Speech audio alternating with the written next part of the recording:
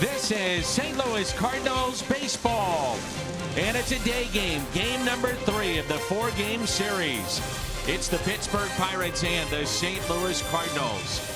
And along with Rick Horton, I'm Dan McLaughlin. Jim Hayes is here as well. And welcome to Cardinals baseball. The Cardinals pitching, even though they were shut down last night in terms of their offense, the pitching this year has been spectacular. Well, really, you win as a team and you lose as a team. But this part of the Cardinal team, the starting staff, has been phenomenal all season long. You've got Jack Flaherty coming onto the scene. Miles Michaelis has been one of the National League's best starting pitchers. We'll see Michael Wacha tomorrow. He's also been outstanding. Today it's Luke Weaver, ERA right around 3, his last 4 times out, and Carlos Martinez coming back soon. Rolling rotation, the starting pitchers this year and their National League ranks, 4th in innings, in the top 2 of ERA, and 1st in the other 3 categories, so that gives you an idea. The starters are giving this team a chance to win. Will that be the case today with Luke Weaver? Chad Kuhl will go for the Pittsburgh Pirates. Kuhl, Weaver, Bucks, St. Louis next.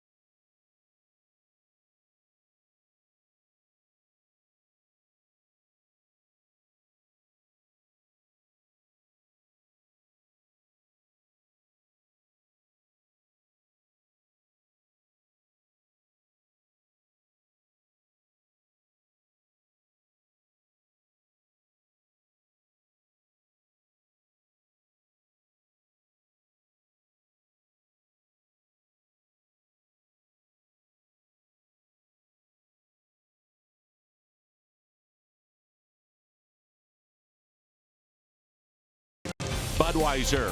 Wherever legendary MLB moments happen, Budweiser will be there. And by Chevrolet, the #1 selling brand in the St. Louis area. Find yours at your Mid-America Chevy dealer. Game 1 of the series, a dramatic win for the Cardinals. Jairo Munoz with the walk-off homer. Last night, the Cardinals shut down by Jamison Tyone. Chad Cole, Luke Weaver, pair of righties, comes your way next.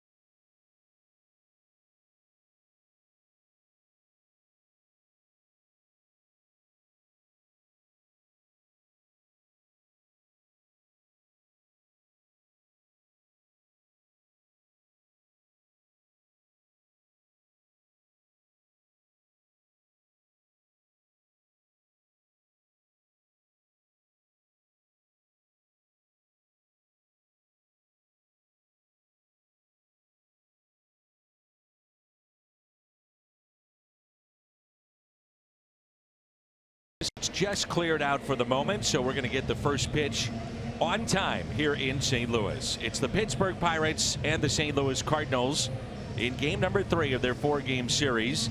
And the Cardinals are just 1 game in front of Pittsburgh, game and a half back of Chicago, 4.5 back of Milwaukee. Kyle Davies, by the way, just went on the DL for the Milwaukee Brewers. And photo day today. It was cut off a bit short because of the rain today, but as Dan, we've said it year after year, never lose on photo day. Never want to lose on photo day. It's one of those markers on the calendar that you look at and you say, we can't lose on photo day. It was always very important when you played on photo day. Of course it was. Now as a broadcaster, and then, extremely important. Well, when you're playing, it's then the next day, then the next day, then the next day, whatever it might be. Clint Hurdle and Mike Matheny, they've been going at it for a long time. 2 very good friends off the field between the white lines. We've seen these 2 teams go head-to-head in postseason play, and certainly inside the Central. And the Pirates did win yesterday, but they had lost 10 out of their last 13. So on the Pirates side, there's been a bit of a dip lately. But I really like their lineup, Dan. You go player by player through their lineup, and there are guys that not only have good moves, but can swing the bat, put the ball in play. Take a look at that lineup for the Pittsburgh Pirates here this afternoon. Josh Harrison at the top, and then Austin Meadows, Starling Marte, and the Pittsburgh outfield collectively has been very good this year. Josh Bell has a home run in this series. Corey Dickerson, Colin Moran, Elias Diaz, Jordy Mercer, and the pitcher Chad Cole. Guy I'm most worried about here in that lineup this afternoon is Austin Meadows. Luke Weaver is going to have to find a way to neutralize that young left-hander, and maybe some conversations about attack mode there between Carson Kelly and Mike Matheny. So we do have a little delay at the start of our ball game here this afternoon as Chad Cole is just walking in from the bullpen. And for the St. Louis Cardinals, it's a chance to bounce back. and also work on your choreographed dances and handshakes and high fives before the first pitch. You don't always have time to work on those. You know, it's hard to do it on the plane and in the clubhouse. There's always a lot of folks watching. So there you go. Even Mike Schilt getting into the act. I was doing that this morning with my kids, and they said, "You have no idea how to do that." All the young kids, they do that dance. I've seen it. All right, you ready for ours? I actually haven't tried it yet. Hi. Hip bump. Do the worm. Come on. We're Be ready. my dog. All right, we're ready. There's, oh, that one wins.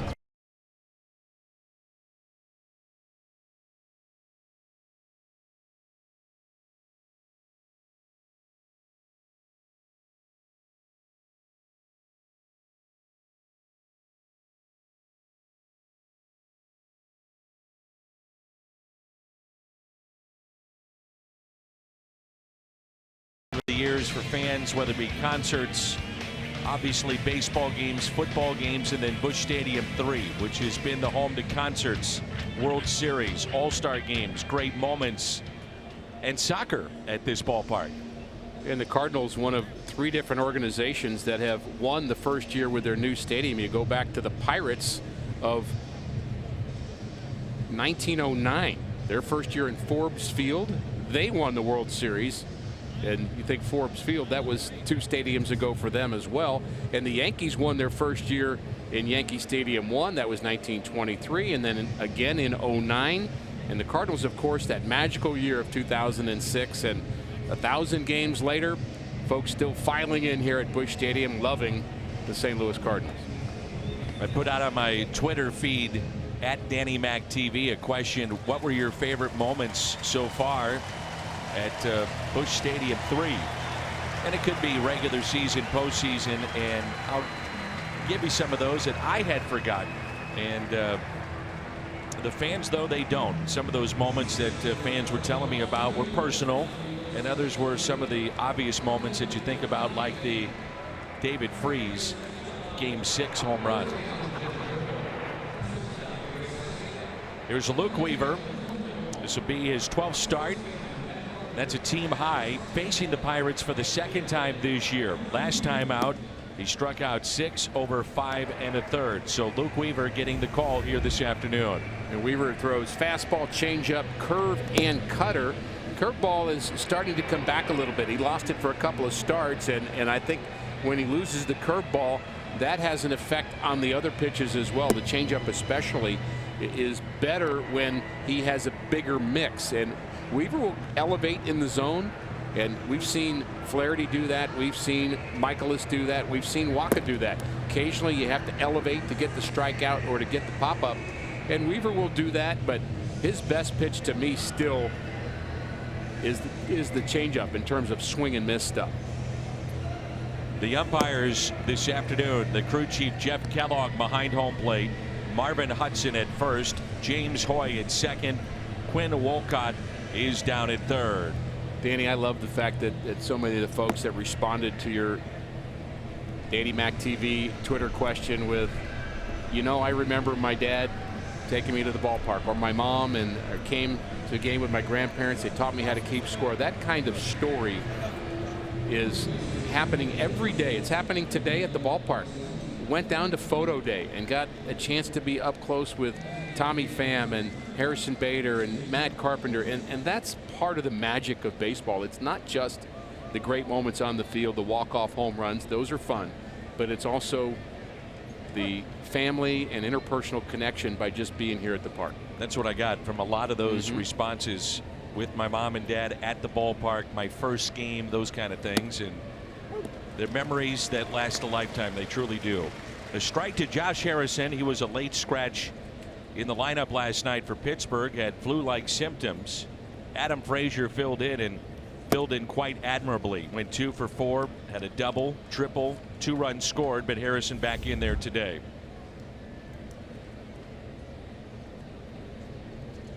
Very simple delivery of Luke Weaver. Just a step back and fire. And you being a former pitching coach as well as being a former major league pitcher, can appreciate being simple in the delivery to the plate. The more complex you are, the harder it is to make an adjustment and fix it. From both the pitcher himself and from the coach's point of view. And the 2-1 is lifted into center. Tommy Pham going back and makes the catch for the first out.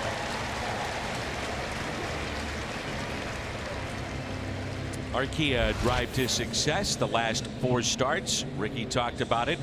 Luke Weaver has given the Cardinals a chance to win. I like the strikeout walk ratio, 21-5, earned run average right around 3. Now he's not winning all those games, but the job of a starting pitcher is to give your team a chance to win. Quality start may not be the greatest stat in the world, but I think it is telling because it mostly relates to what the pitcher's main job is make sure after 6, after 7, your team's in it, hopefully ahead. But starting pitchers can't win games by themselves, but they can lose them by themselves. So the young man that you talked about really has burst onto the scene for the Pirates, promoted back on May 18th.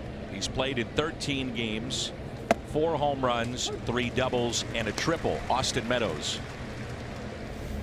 Going to get a lot of votes for Rookie of the Month with those numbers. Now, he didn't play a lot, but the .409 average just jumps out at you, and the 4 home runs. Really another can't miss prospect, and folks in Pittsburgh are starting to move on a little bit from McCutchen. And that's out of play.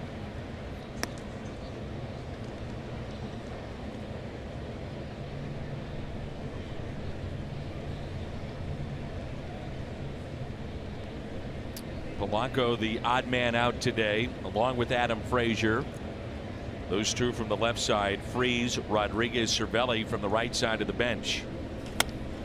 Soft liner caught it short by Greg Garcia. The Cardinals have committed 8 errors in their last 5 games. Need to tighten that up. Around the Horn is presented by Dobbs. Ozuna, Pham, and Fowler in the outfield. Jerko, Garcia, Wong, and Carpenter along the infield, and Carson Kelly is behind the plate. So Harrison Bader, after making a spectacular catch against the wall last night, sits here in the day game, and he was asked if he was nicked up after that catch, and he said no, he was available to go today. But he's the odd man out. The catch made there by Dexter Fowler, and a 1-2-3 for Luke Weaver. Busch Stadium in St. Louis, regular season game number 1000.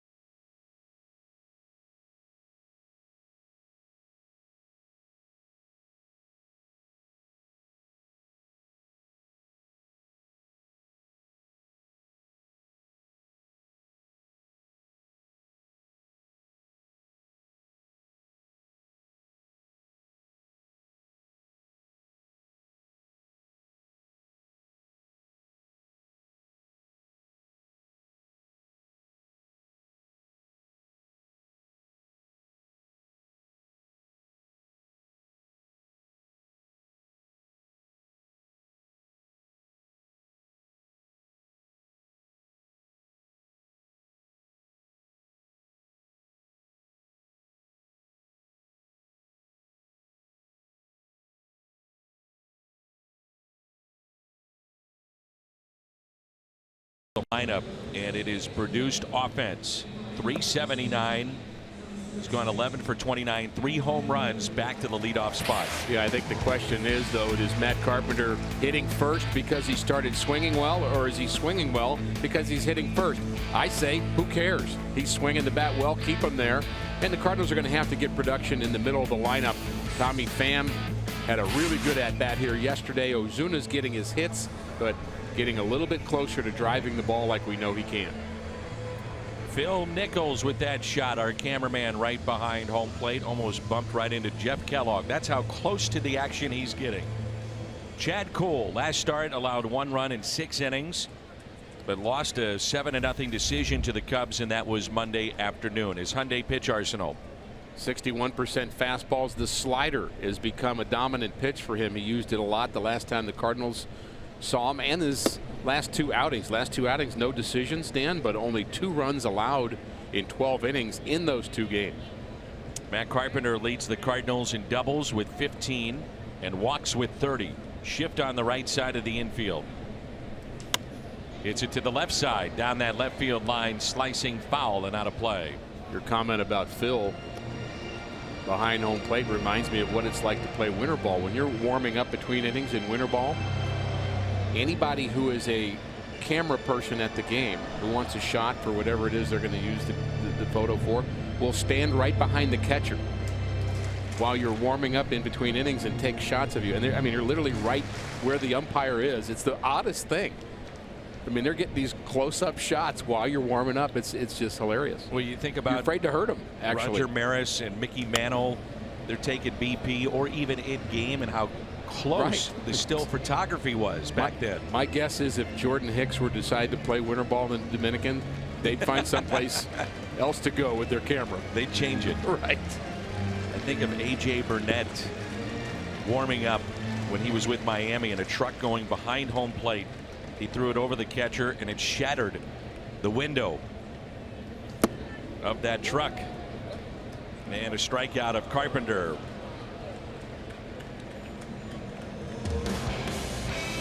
Dickerson, Marte, and Meadows in the outfield. Around the Horn is presented by Dobbs. Moran, Mercer, Harrison, and Bell on the infield, and Diaz the start behind home plate.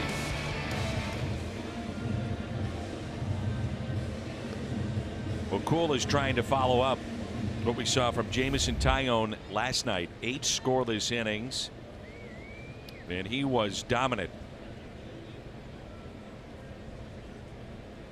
Here's Greg Garcia, a start today. He's hit safely in 9 of his 11 starts this year.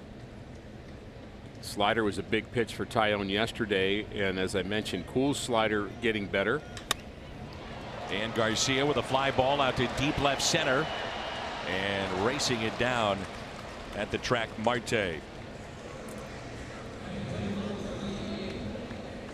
Let's turn to Rick Horton's Toyota key to the game. Well, Dan, in the open, we talked about the Cardinals starting pitching, and the reason the Redbirds are 5 games over 500 is because of the starting pitching. But it's time, in my mind, for an offensive surge. And I don't mean just today, but I think it's time for the offense. And again, you win as a team, you lose as a team, but you know it's going to happen. And there are guys that are right on the edge. Fowler and Ozuna and Pham right on the edge of kind of getting back to a higher level. Carpenter's already there, but you just got to get enough guys going to where you're scoring 5, 6, 7 runs a game. And I think the time is now, because I'm fearful that the starting pitchers will start to crack a little bit. Tommy Pham, you pointed it out last night, as a pinch hitter, hit one to deep right center. One of the better at bats we've seen him take last handful of games. 2 balls and 1 strike.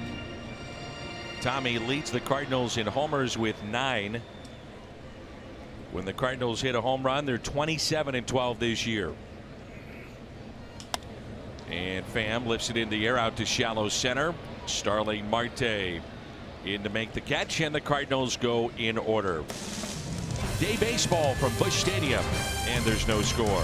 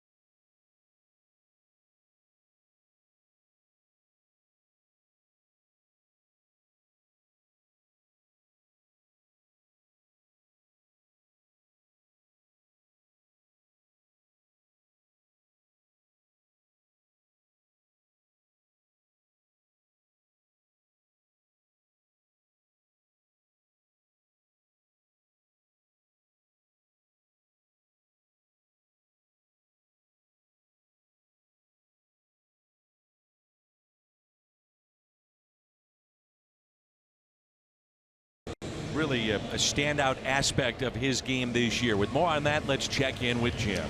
Dan, Mike Matheny calls it maturity, the fact that Kolten Wong has yet to get it going offensively, but is playing the best defense of his career. In fact, Wong's 8 defensive runs saved are the best among Major League second basemen. Wong told me it's all mental, separating things. When I step on the field to play defense, that's what I'm focused on. The offense will have to wait until I get back in the dugout. Matheny says he believes Kolten's bat will come around, but as he put it, we're a better team because of his defense. Dan?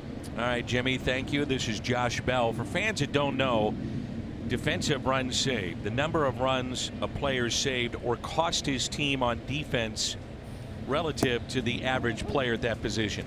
So that gives you an idea that Kolten Wong has been one of the best defensive second basemen in the game. And it's not a one-to-one correlation. It's not as if you make a play and everybody puts a little check mark and says, well, you saved a run right there. It's not as simple as that. It's a complex algorithm that is way beyond you or me, Danny. But the point is, and it's gaining a lot of, I would say, trustworthiness in terms of baseball people that say, you know what, that's a fairly good indication of just how good a player is defensively, range-wise, ability-wise, factors in all kinds of things. And Wong has been outstanding despite the down year offensively. Carpenter takes it himself and Bell retired.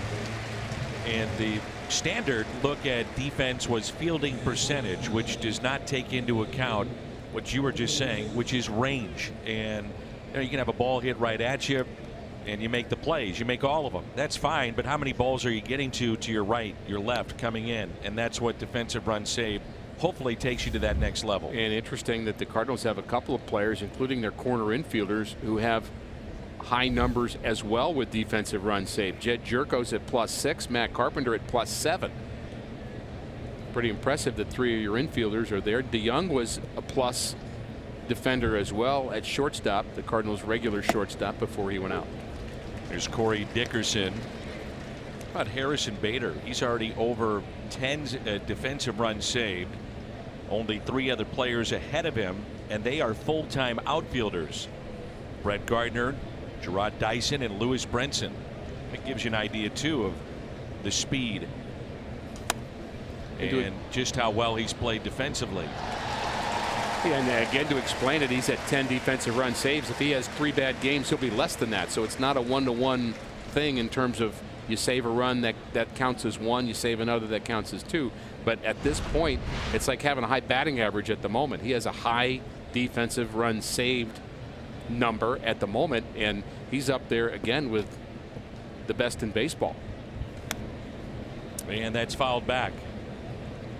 You were wondering, would Austin Meadows be the National League Rookie of the Month? It literally just came out. He is. I voted for the right guy then. Me too. I went that direction. I wasn't as well. going to ask you your vote. You know, this is America, and ballots are secret. Keep it to yourself. I did not look over your shoulder when you were filling out your form yesterday. No problem. And if you did, that's no problem. You don't want to tell me and be honest and forthcoming with it, that's fine. But you made the right choice. Who'd you pick for Player of the Month? I don't remember. Oh, you're just not telling me. Scooter Gennett? He was, yes. I'm also looking at what's happening in L.A. with Matt Kemp. How about Matt Kemp, a guy that was left for dead? I mean, really nobody wanted that contract. He winds up back with the Dodgers essentially at some point to clear space and move him and that money once that contract is up. And I'm not sure where they would be without him.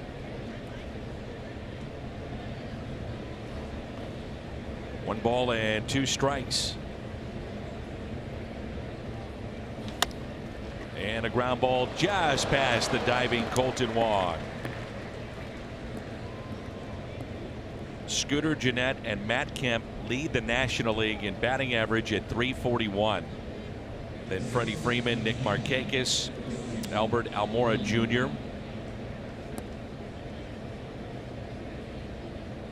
Freddie Freeman I get. Markakis, not really a surprise. He's and has been a very good hitter for a number of years. The Atlanta Braves with a 1.5 game lead over Washington at the start of play. And my vote for the pitcher of the month is Newcomb. one of their starters. So the first hit in this game off the bat of Dickerson, 3 stolen bases on the year. Now, Dan, if you ask me after 16 pitches, what do I think of the curveball and changeup of Weaver so far, I'd have to say I don't know, because he's only thrown 1 of each. 14 out of 16 fastballs, and that's what's called establishing your fastball. I mean, he's doing it. He's given up a hit now, but he has so far pitched well. He got the first 4 guys out, really basically with just fastball. And think about going then a second time through a lineup if they haven't seen much of that. Right. Makes a big difference. Here's Colin Moran at the plate. The Pirates picked him up in the Garrett Cole deal. He's driven in 24 this season. Garrett Cole, by the way, is 6-1 with Houston.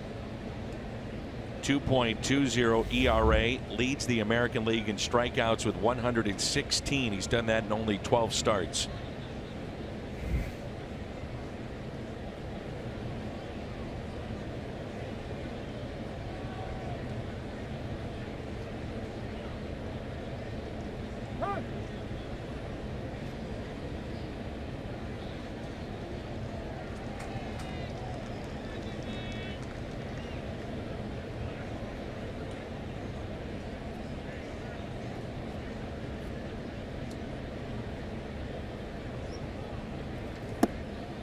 And a breaking pitch drops in for strike 1.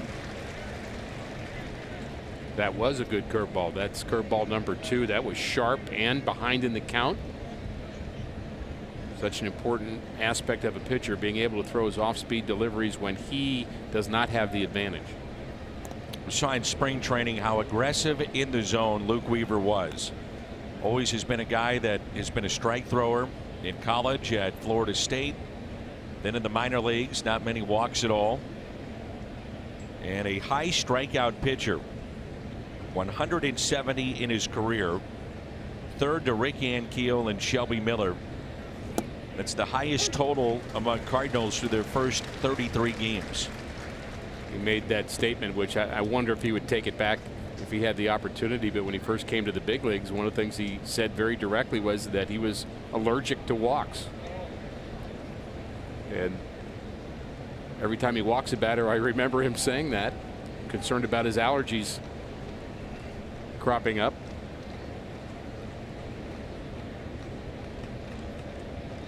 Here's a 1-2 pitch. And it's hit out of play, and a nice play made by the ball person down the right field line.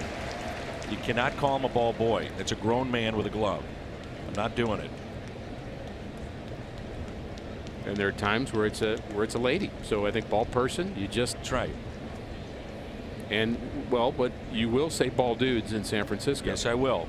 Only because that's what they call themselves. That's right. They're good with it. Just want to get the ball person political correctness down pat. Absolutely. You're on it. 1 ball and 2 strikes here on Colin Moran. That gets away from Carson Kelly.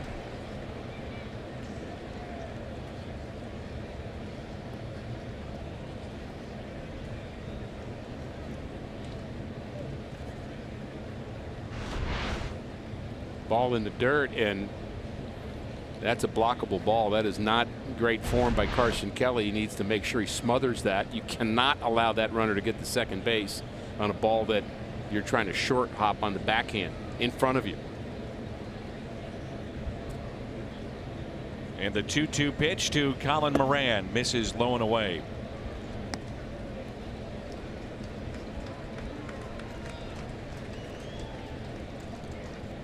That eliminates the potential of the double play on the ground more than likely. Stresses your defense, stresses your pitcher. Wasn't a good pitch, not saying that, but blockable. Here's a 3-2. And a fly ball out to left. Ozuna will make the catch, and Dickerson stays put at second base. It's a whole new ball game with RBI Baseball 18. RBI Baseball 18 delivers an all new franchise mode, and much more. RBI Baseball 18 available now. Learn more at rbigame.com. Rated E for everyone.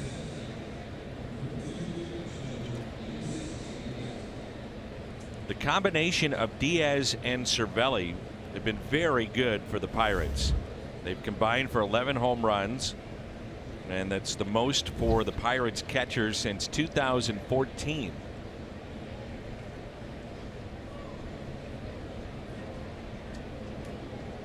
So Cervelli with the 3-run homer in game 1.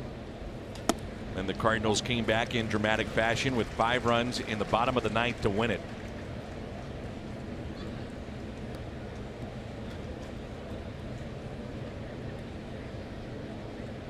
Last time out, Luke Weaver, a loss at Milwaukee, 4 runs in 4 innings of work. He's actually lost his last 3 starts. And the 0-1 pitch. Popped up. Carpenter won't get there.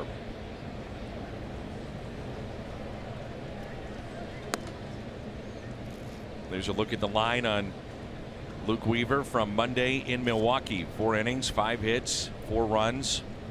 Now, one of those balls did get under the glove of Jose Martinez. Brent Suter was at the plate. A play that could have been made, and if it is, it's a different line, and Luke Weaver goes deeper into the game. And it cost him 2 runs with that ground ball. The lights are on here at the ballpark. We had rain about an hour ago. Let's push through the area for the time being. I lobbied, by the way, on that particular ground ball to save those 2 earned runs for Luke Weaver to no one of interest. I mean, nobody. They didn't want to hear it, huh? Nope.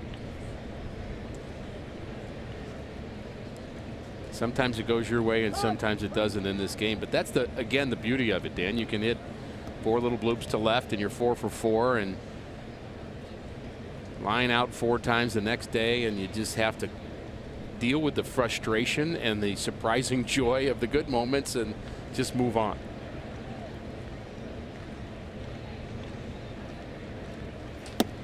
And that's taken high. The official scores many times will walk around the press box. They'll make the official ruling and then kind of gather some information and different opinions and what people think. Some do, some don't. And the 1-2 pitch to Diaz with a runner at second base. Doesn't bite on that breaking pitch.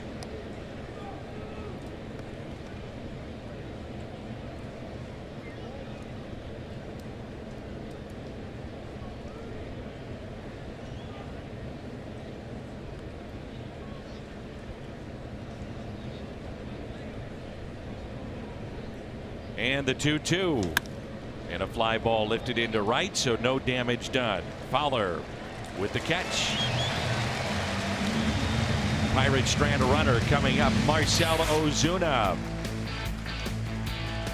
They'll be followed by Jerko and Fowler. No score midway through 2.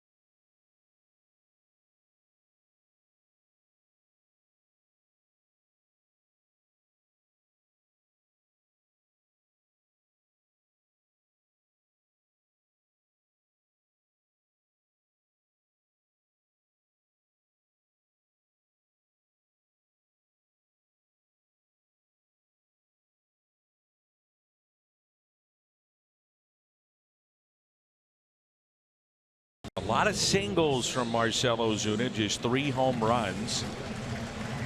The Kubota power stats, we mentioned it earlier, when the Cardinals hit a home run, they're 27-12. No home runs, 3-13. The Cardinal left fielder with 11 hits against Pittsburgh this year, most for the Cardinals, 44 singles. And we're missing our second base umpire, James Hoy. Hopefully he's all right, or maybe sometimes nature calls. Here's a 1-0. And it's 2 balls and no strikes. So Ozuna's last home run was back on the 11th of May. Watching him hit here the last 2 months, you'd say, wow, he's hitting 265. That's, you know, he's not right, and yet he's hitting well. Out to center. It is gone. Finally, he's done it. Career home run number 100 for Marcell Ozuna. 100 in the career of Marcell Ozuna.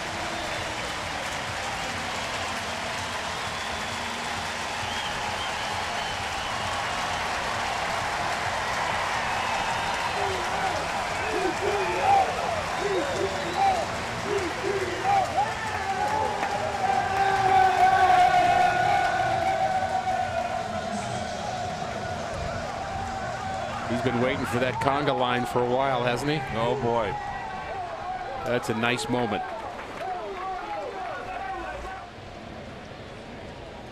And here's Jed Jerko. Pulls it foul. 1-0 Cardinals. 4th home run for Marcell Ozuna. Hard contact you want from Ozuna, and you get it. What a quiet lower half on that swing from Ozuna. Balance. He wasn't drifting towards the pitcher. He wasn't pulling off. He was driving that ball up the middle a long, long way. 110 miles per hour off the bat. I'm sure that's a sense of relief. Oh. Inside corner, and a strike on Jed Jerko. You know, we're just getting to know Marcell. He's just getting to know the Cardinals. St. Louis gave up a ton to get him. And that's pulled foul. So, you know, as much as we see the smiling and the happiness and the leader of the lines of the home runs, he's trying to make an impression. And Mike Matheny told us that the other day, that he's put a little pressure on himself. We're just trying to make him comfortable, fit in. Here's a 1-2.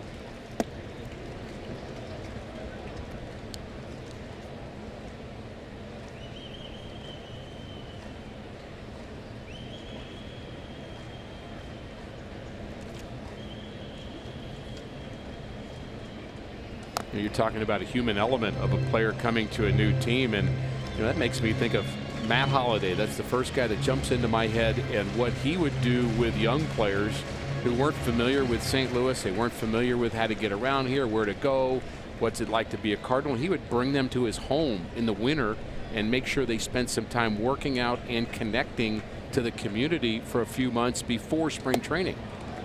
I'm not so sure that's not a bad idea with new players, even if they're veterans. And a lot of people on that Twitter question that I threw out there saying that the home run hit by Holliday, his final Cardinal home run on that Friday night against the Pirates, was their favorite moment here at this ballpark. It's one of my favorites. Here's Dexter Fowler. He's 11 for his last 34, and with that his average has jumped up. Fly ball near the line and left. Dickerson over with the catch.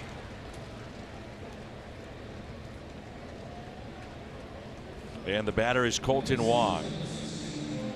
You know, we talk so much how Wong is a field player, and when things go well defensively, usually it means things will go well offensively for him, and that has not been the case this year. He struggled at the plate, but as Jim mentioned in his report, you talked about it last night, on a ball that was hit to the right side. Not many get to that ball, and took a hit RBI way. It's been a tough year at the plate.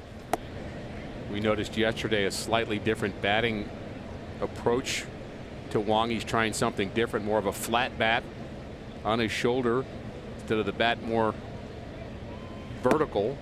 We've also seen him, he did this last year a couple of different times where he tried to eliminate or minimize the kick with his front leg. Here's a 1-1. And not much of a kick there. That was just almost a slide step.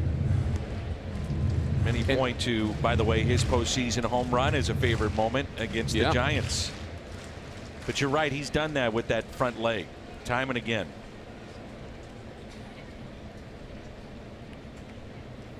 And he's hit by the pitch, the team leader in hit by pitches.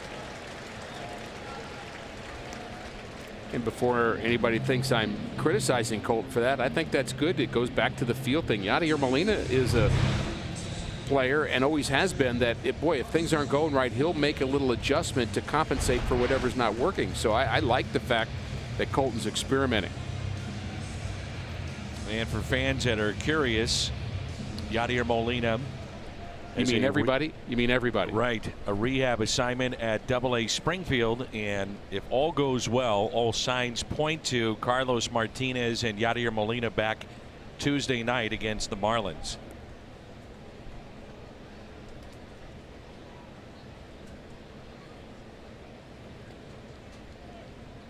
So 2 outs, runner at first.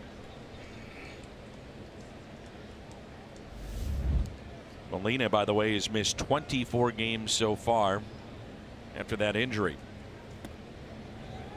Here's Carson Kelly at the plate. He is 2 for 23 to start his year. Has not gained traction this season one way or another, at least at this level. Just a little tentative with his swing.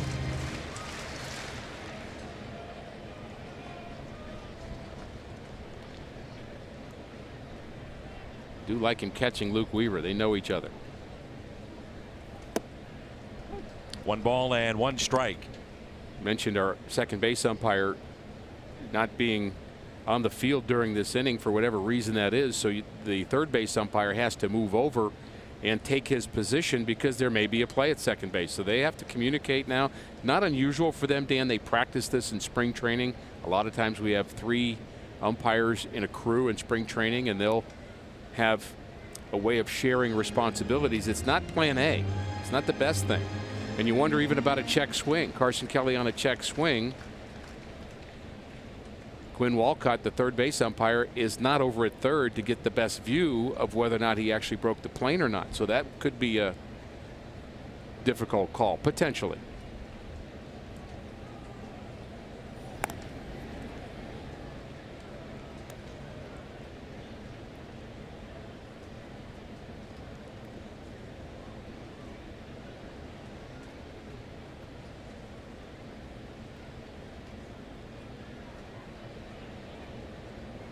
One ball, 1 strike on Carson Kelly. And the umpires back to their minor league days of rotating and understanding where to go.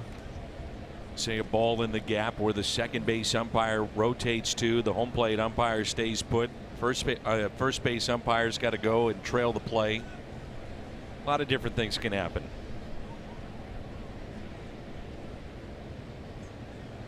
Runner goes on the 1-2 and a foul ball. Well, I do really believe, Dan, that when you're talking about a Major League Baseball game, you've got the best coaches in the world, you've got the best players in the world, you've got the best umpires in the world, and you may quibble about one guy over another or a call, but you know the numbers say they're right 98% of the time, and even when we see on reviews, they're right most of the time, and most of the time they don't even ask for the review because they look at the video and they say, oh, I thought he was safe, but he was out, and you don't even actually call for it. Wong reads it beautifully and diving in head first to second base. When he was hit by a pitch, that was already the 7th time that Wong had been hit by a pitch this year. Second in the National League. Cervelli is the leader in being a pin cushion. There's the good jump by Colton. To further your point, people ask me about replay and what have I thought? And I said, to me, it's shown how good these umpires really 100%, 100% agree. First base open now with the pitcher up next, but Luke Weaver swings the bat pretty well.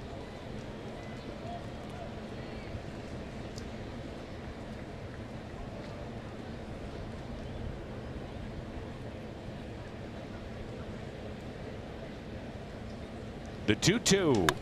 And Kelly with a high fly ball into right center.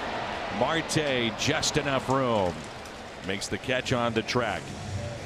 A milestone for Marcell Ozuna moments ago. Career home run number 100. His first ever at Busch Stadium as a Cardinal. 1-0 St. Louis.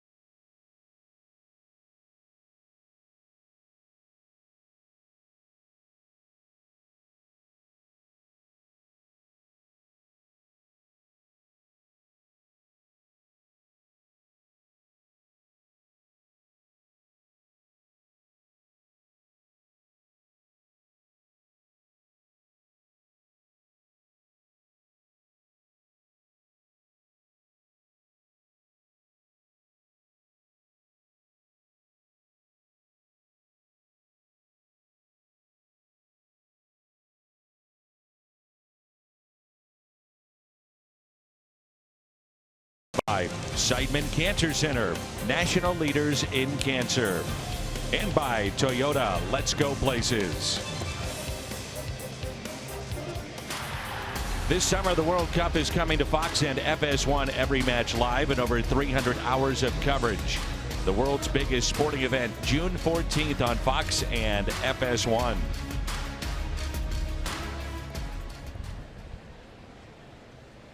Marcell Ozuna, home run number 100 of his career. 1-0 Cardinals. It's Jordy Mercer, Chad Kuhl, and Josh Harrison.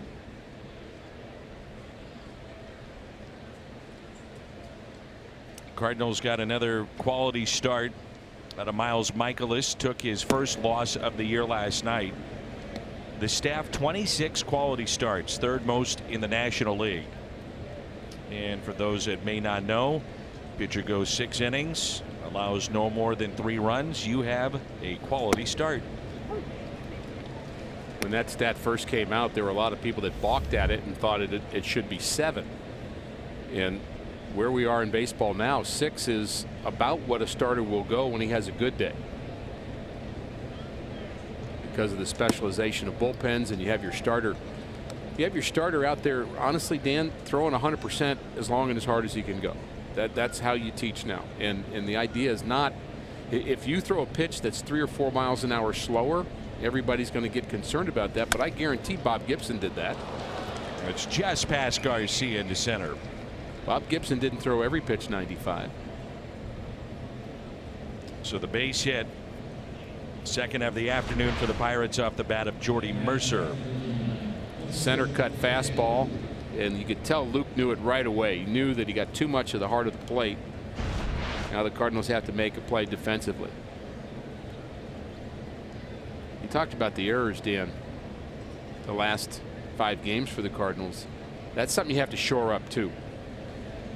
You know, we're pushing for the hitting to make a move, and good start so far, but the defense has to help. There's strike 1 on Kuhl. Hitting 188, no home runs. He's driven in 1. Well, we talked about Tyone, 8 scoreless innings, second start, 8 or more innings.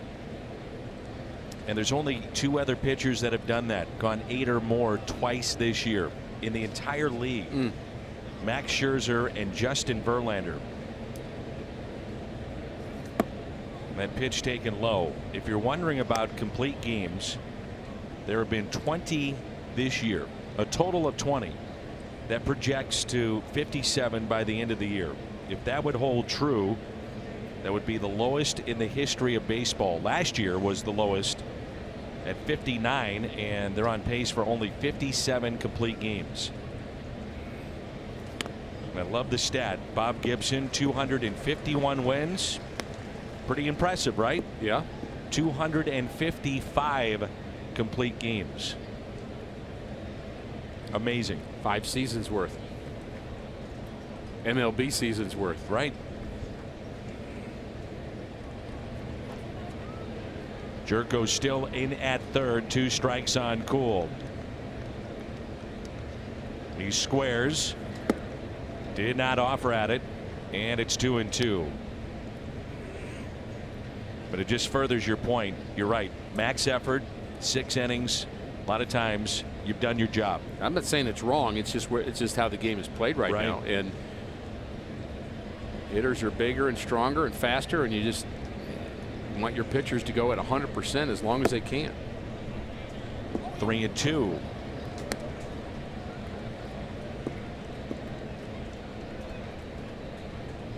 He should be bunting again, even though it's 3-2. I would doubt Cool will be swinging, and the idea is to square as soon as possible, bat head above the handle, and don't dip that bat head below the handle. And Carpenter applies the tag for the out. The sacrifice is good. Friday, June 29, 30,000 fans 16 and older will get a fashion boost. They'll take home Ricky's favorite giveaway, a one-of-a-kind Cardinals all-over print shirt, courtesy of Shane Company. And that's June 29th, the Cardinals and the Braves, cardinals.com/promotions. It is one good-looking shirt. That is not me in that promo. Kind of looked like maybe it was, but it's not. And you're a big fan of the shirt. I'm a big fan of all of our promos, Dan. Understood. Here's Harrison. Fly to center. And a ground ball to short. Greg Garcia with the play. That advances Mercer to third. And the batter will be Austin Meadows. Sometimes you see Weaver struggle with 2 outs, and you mentioned that in the first inning. Well, how about the walks? 10 walks with 2 outs, but also 13 RBIs allowed, and finishing innings. And he's had a couple of games not only that he hasn't been able to finish innings, but where he's been painted by the bullpen after him. And so that leaves the manager with a decision. Okay, do I trust him to get through it, or do I trust somebody else to keep those inherited runners from scoring? Tough decisions. You'd rather take care of it yourself as a starting pitcher. That's the best attitude, and that's the responsibility you want to bear.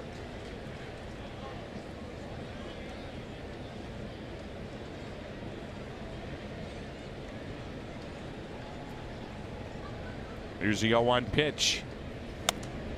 Now 0-2.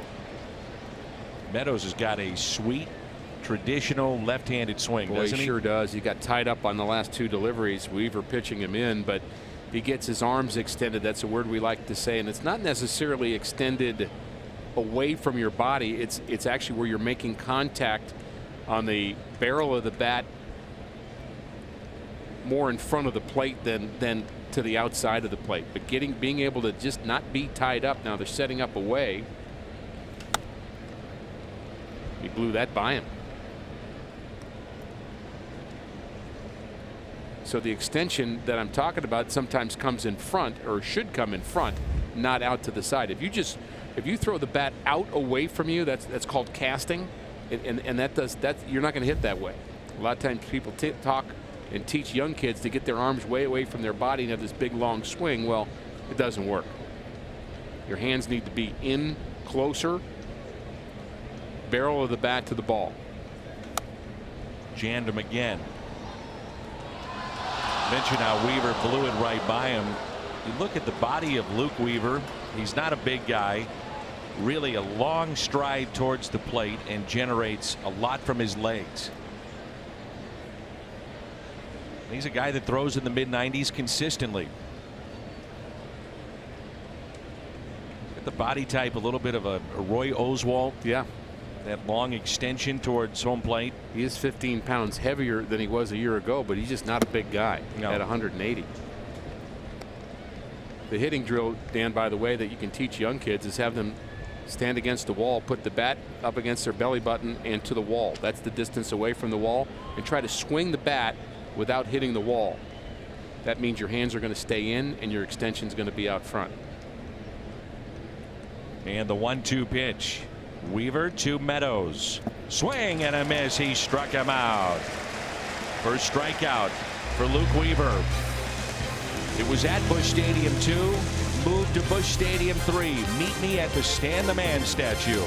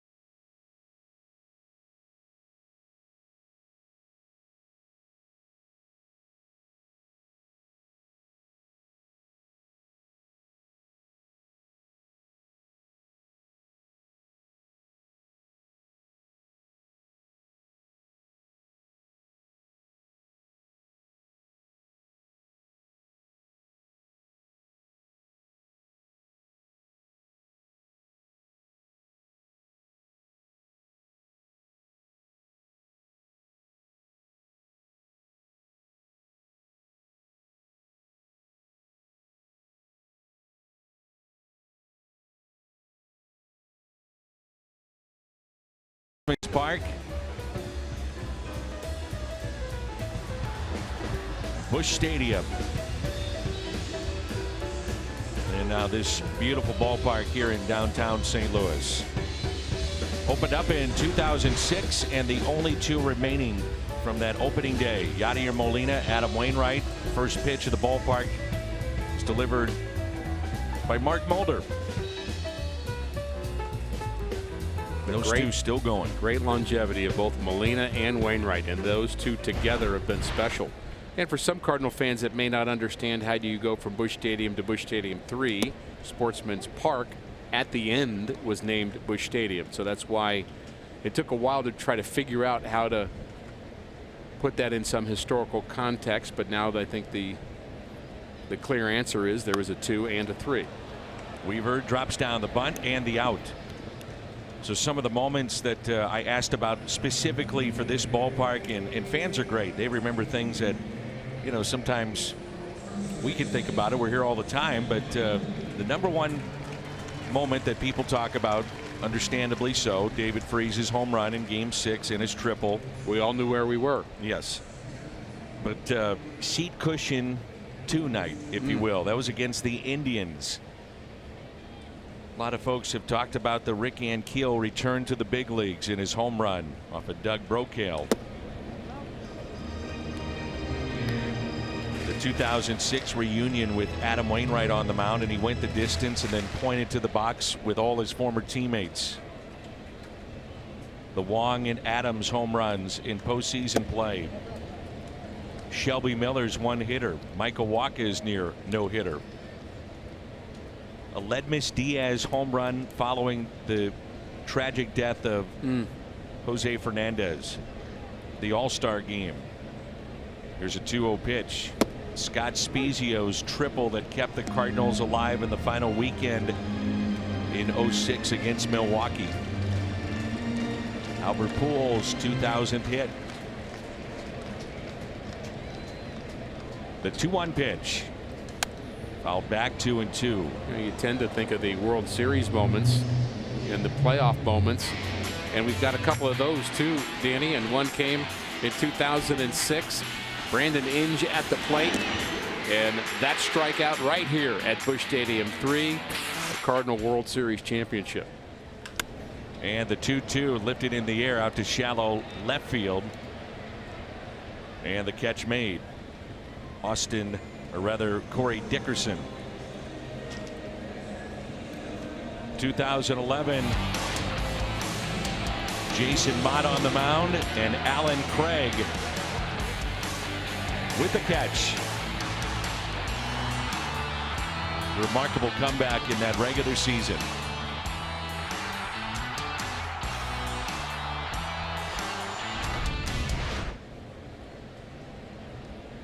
But you got a few goosebumps going. Oh yeah. A base hit into right for Greg Garcia. Well, this is regular season game number 1000, but there have been 80 playoff games. That's a lot of playoff games to have here at Busch Stadium since the inception of this ballpark. And Mike Matheny has managed 43 postseason wins. It's hard to believe that. You think about Mike in his 7th year as a manager, taking over for Tony La Russa, all the years in a row that the Cardinals were in the playoffs. And I'm not sure if I want to say we've been spoiled by that. I think we're just accustomed to that. I think that's a better word to say than spoiled. I think we just, you expect that when your organization is committed to winning and you have a history of winning, you can and should expect that. That's why the pressure's on to an extent this year. You win, you get a little leeway, right? You get that grace period. Yeah, the team doesn't go back to postseason play. Okay, for about 10 minutes. And then you have a couple of years you miss the postseason, and as you mentioned, fans expect that, and that's a good thing. Tommy Pham flied to center first time up, and he hits it in the air to deep right. Meadows with the catch, and the Cardinals strand their second runner of the day.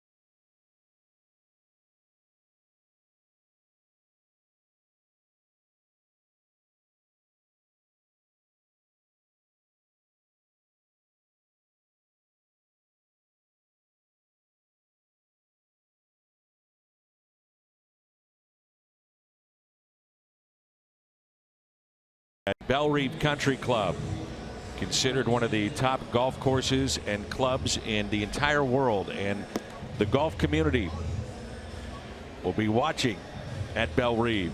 PGAchampionship.com. Get those tickets. We check in with Jim. Dan, wasn't too long ago, Matt Carpenter was hitting 140, but he's turned it around. He told me if you're healthy and you have a track record, getting through a slump is all mental. He told me a conversation he had with former teammate Carlos Beltran years ago really helped him. Carpenter said Carlos never panicked, never worried, even when he was scuffling. Carlos told him, if you know who you are as a player and you put in the work, you know where you're going to end up. Matt says that stayed with him. Matt also told me this of facing the shift.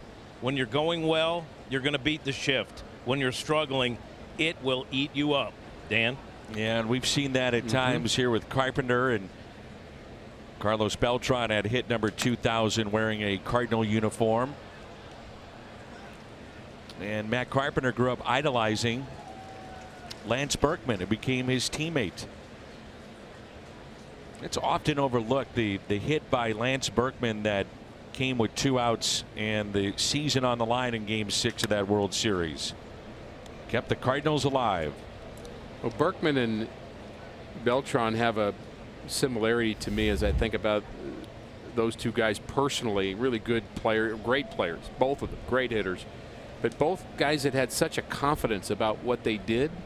I think sometimes that can be misread by people on the outside of, well, they're not caring enough. They're not mad enough. They're not, you know, Carlos for sure was just so tranquilo all the time. I mean, just an even going guy and just played the game very smoothly, and you could misinterpret that as apathy, I think, and maybe Lance is being a little bit too loose. But that, I think, is the confidence of a player, as Matt told Jim, that just knows who he is and has confidence he's going to end up where he's supposed to be. And that pitch outside to Starling Marte, 2-2. One of the aspects of last year's World Series, wonderful to see Beltran finally get that ring. Was very close. He's on some good teams. You think about the 06 Mets that were upset by the Cardinals. That was a juggernaut of a team in 06. And then close the next 2 years. Mets were eliminated in the final weekend of the regular season. He was with the Cardinals when they lost to Boston in the World Series.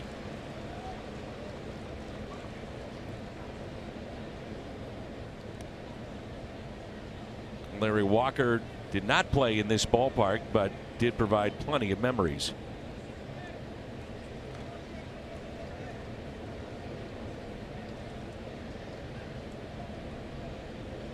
Here's a 3-2 pitch. And a strikeout for Weaver. Second of the day. I talked to Larry. I said, how close were you to coming back in 06? And he said, I really wanted to. He said, the problem was my body just couldn't do it. It took everything I had to play in 05, a team that had over 100 wins. That St. Louis Cardinals team eventually lost in Game 6 of the NLCS to Houston. Larry's still my favorite hitting coach ever. When he's around campers at the fantasy camp and they say, well, teach us how do you swing? He goes, well, honestly, I don't know anything about hitting. Here's what I do. I grab the bat and then I hit the ball. And that's his philosophy. I mean, not too complicated, Dan. He would do a drill, and if anybody's seen the movie Happy Gilmore, you'd see Adam Sandler basically race to the ball on the tee. Larry Walker would do that with a hitting tee in baseball, and what he would try to do is take it right back up the middle. He said that was one drill that I did try to perfect. And really, Larry wanted to be a hockey player. He's from British Columbia, and then baseball turned into his passion. But if you asked him to explain the swing and what are you thinking about and how are you, you're not going to get it from him. It was a feel thing for him. And speaking of feel, the changeup feel has been good for Luke Weaver. The last 2 strikeouts on off-speed pitches. Meadows to end the third, and again, he didn't throw a lot of them early. Second time through the lineup, we're starting to see more of the off-speed pitches. I expect one here. And Bell hits it out to left field. Ozuna with the catch. I'd have been out.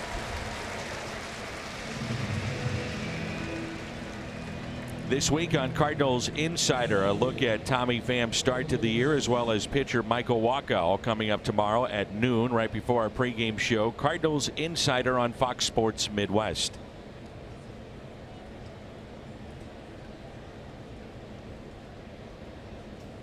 Corey Dickerson at the plate. Michael Wacha, very good moments. Think about him being matched up with Clayton Kershaw in that postseason. The remarkable run that he had to the MVP of the NLCS.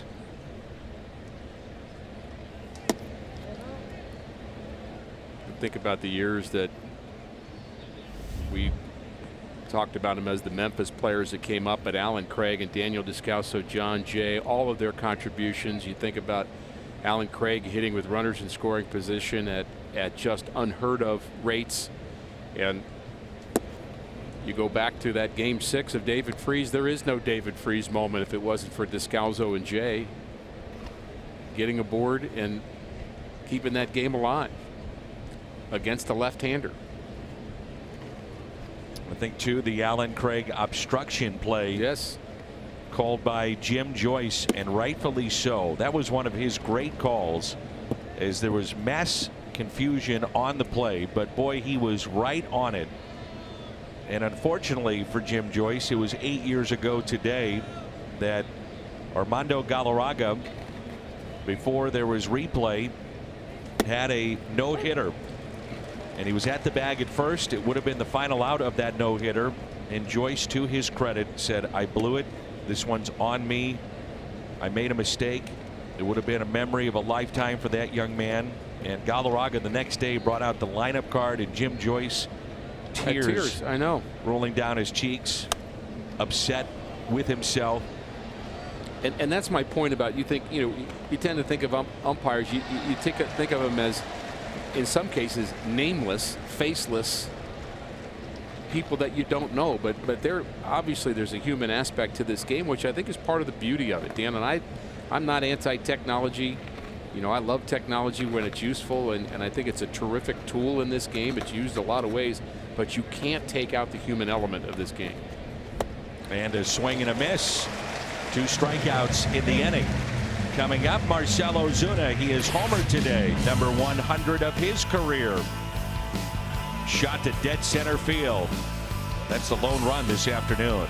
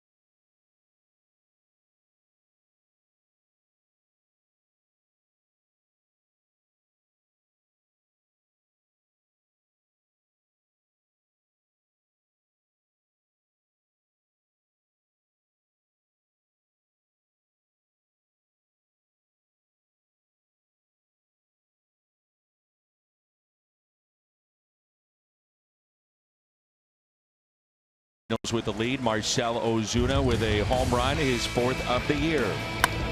He does it on photo day. He can stop and take a photo right about now because he knows it's out of here, straightaway center field. Exit velocity nearly 110 miles an hour. 417 feet to straightaway center, and that's barreling up the ball. That's what he has been working towards, getting closer and closer.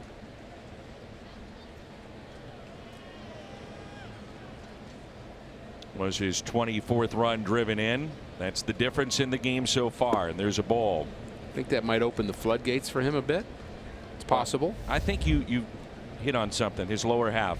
Much quieter. Out in front of a lot of pitches, and you'll get that when you see ground balls hit off the bat. A lot of times it's a weight transfer already, so you're out in front.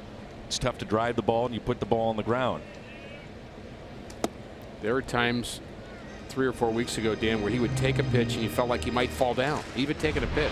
Certainly swinging at one with that front foot too far towards the pitcher, that movement forward. If it's too much, basically you're chasing the baseball that's chasing you. So and what you're really doing is speeding up the baseball. If Cool's throwing it at 94, it's going to look like 97. Wow, knocked his glove off. He can't find it. It's not in the glove, and it's a base hit.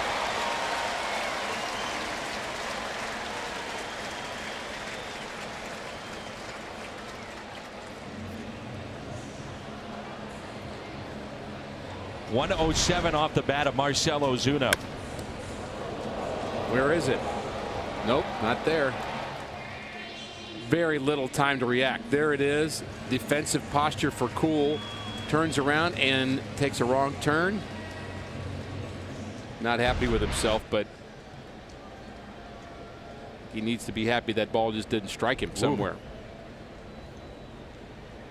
There's Jed Jerko, had 12 driven in May, second to Jose Martinez.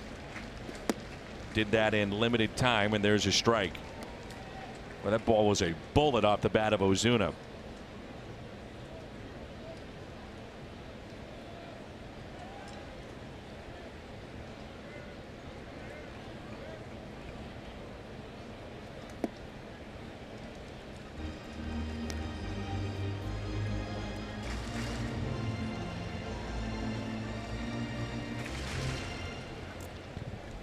A big gap in left center for Jed Jerko. They shade him to right.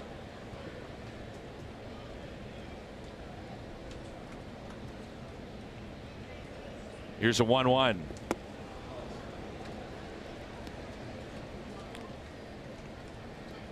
Jerko looking fastball, geared up fastball, and the slider on the outside corner fooled him. Gets that pitch here. He could take it to right. A fastball, put it in the seats. The 1-2. Got it again, and he struck him out. Took a little bit more off that, it looked like. Just a bit. Third strikeout for Chad Kuhl. That almost looked like a changeup, as you mentioned, Dan. It's a little bit slower. It didn't break a lot, but it broke enough, and I think he got him as much with a change of speed as he did the break. Still good location either way. Here's Dexter Fowler, fly to left, first time up. Despite the fact he's hitting under 200, Dexter Fowler is second on the team in runs scored, which may surprise you. And there's strike one.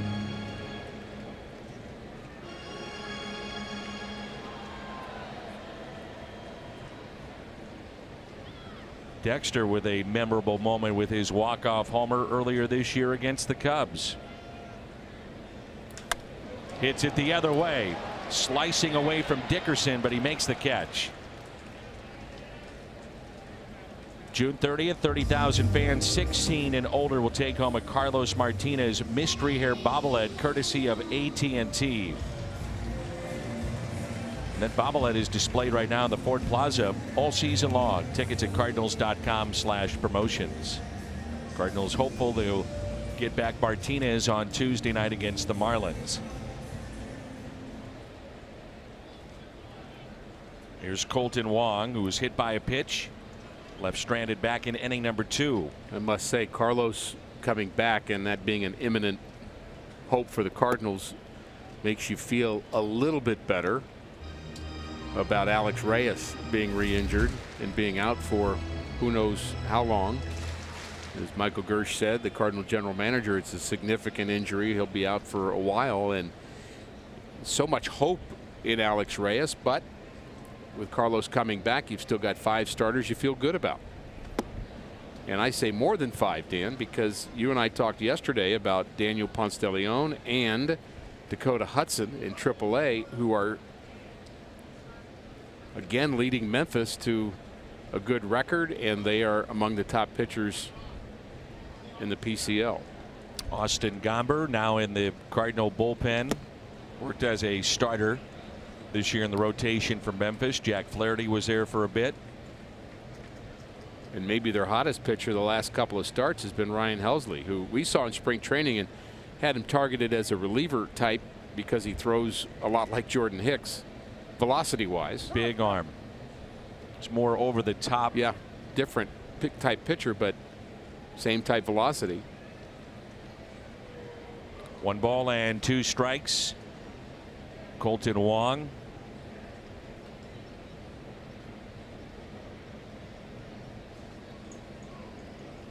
And he waves at it and strikes out. So 2 strikeouts in the inning, and 4 today for Chad Kuhl on a beautiful day for baseball here in St. Louis.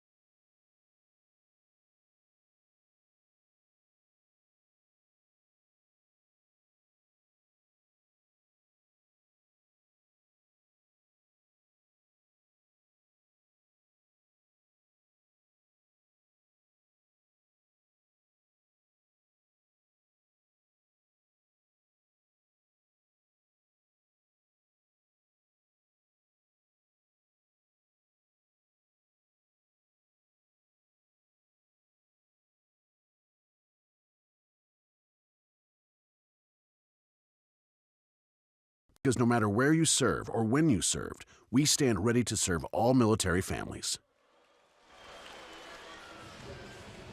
Busch Stadium and regular season game number 1,000 at this ballpark, which opened up in 2006.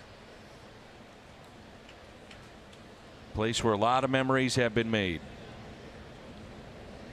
One of my favorite people, Gary Bennett, and I think of his back-to-back games against the Cubs. Chicago Cubs. One of those being a grand slam walk-off to win it.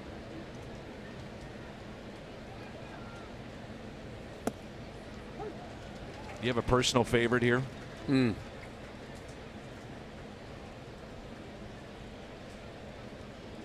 Well, I mean, I guess I'm like most Cardinal fans. One of my favorite moments was the moment where we were getting ready to do the post-game show. I was sitting next to Al Grabowski.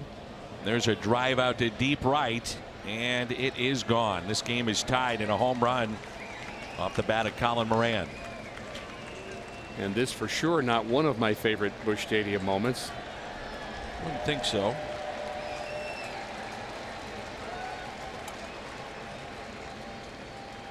But I know where I was when David Freese hit his home run. I think that's still the iconic moment here. That's a pitch up in the zone, a mistake by Weaver. He knew it. Middle of the plate. You know, Luke is like Michaelis, where he's around the plate so much you'd think he would give up a few home runs. And the Cardinals, by the way, fewest home runs allowed among National League pitching staffs. And again, if you're a strike thrower, you're going to give up more home runs because hitters will be more comfortable, and it happens. You make a mistake in the middle of the plate, you pay for it. But solo shots don't hurt you as much as a walk and a single and then a big fly. Now you've lost the ball game. But the moment with David Freese, Dan, Al and I were preparing for the post-game show, and we were talking about how great a season it was, and we needed to stay positive despite the Cardinals losing the World Series. We were ready to talk about that. The scripts were written. We don't work off of scripts as the analyst, but the story was written and then changed and then rewritten and then thrown away. Pat Parrish threw away the script about 4 times. Here's a 1-2. I have a picture that, well, I love it. It's myself, you, and my daughter and my son Luke, but it's primarily with Luke, who I guess at the time was 6, maybe 7 years old. We were on the convertible in the parade. Oh yeah. And it came through the turnstile, or the wagon gate in right field, as Ozuna will make the catch. And the confetti is flying. You can see the scoreboard, and I'm behind my son, who's waving at the fans as if he's been just elected president. And he's not sure exactly what's going on. He knows it's a celebration, and it might be my most prized possession of the pictures that I have. As you think about the pictures of that day and that moment, the number of fans that were along the parade route in the parking garages, especially on every level, I mean, it was almost just phenomenal to be in the middle of that. I get asked a lot of times, what's your favorite call? And I always point to the Matt Holliday home run on that Friday night against Pittsburgh. Here's the 0-1. I'll have to tell my wife about that picture, because I'm betting she took that picture. She might have. I love it. It's in my home office, and I look at it. I bet I see it daily.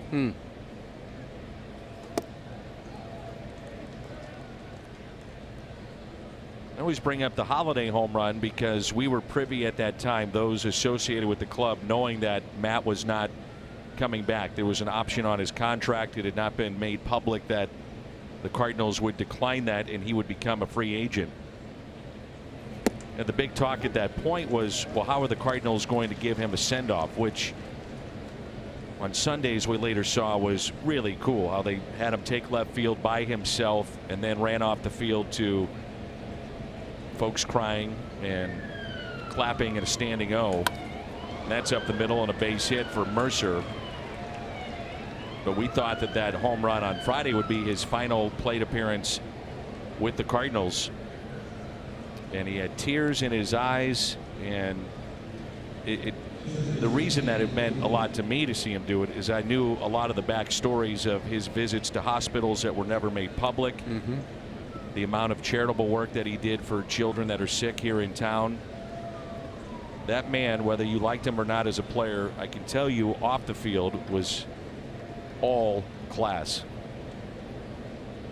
I'm sad to see him go. But time moves on. It does.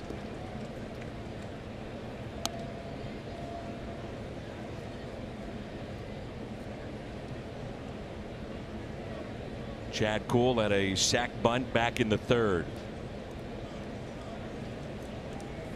Mercer, by the way, is 2 for 2, both base hits to center field.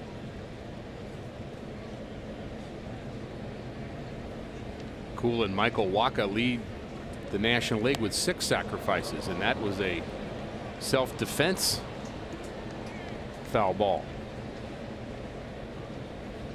Watch out. Coming right at him. The eyes, whoops.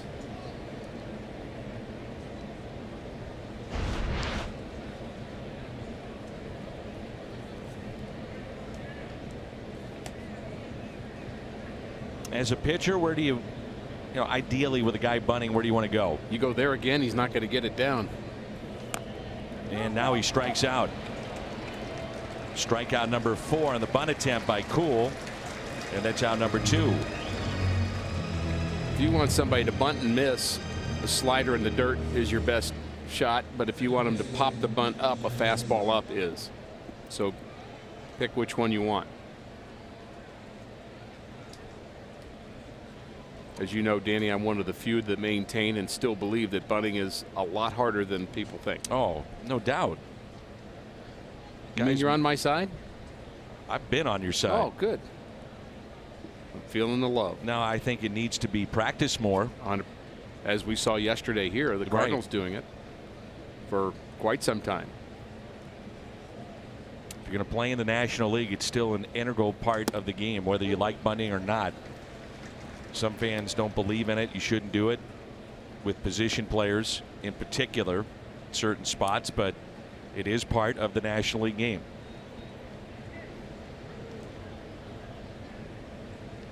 So the runner at first is Jordy Mercer. Back to the top of the lineup in Josh Harrison.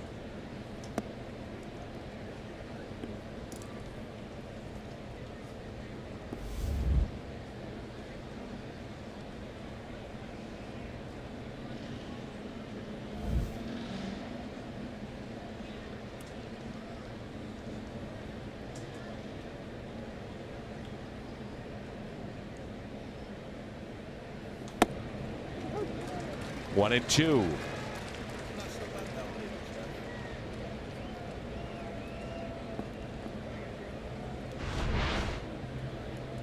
Is it a strike?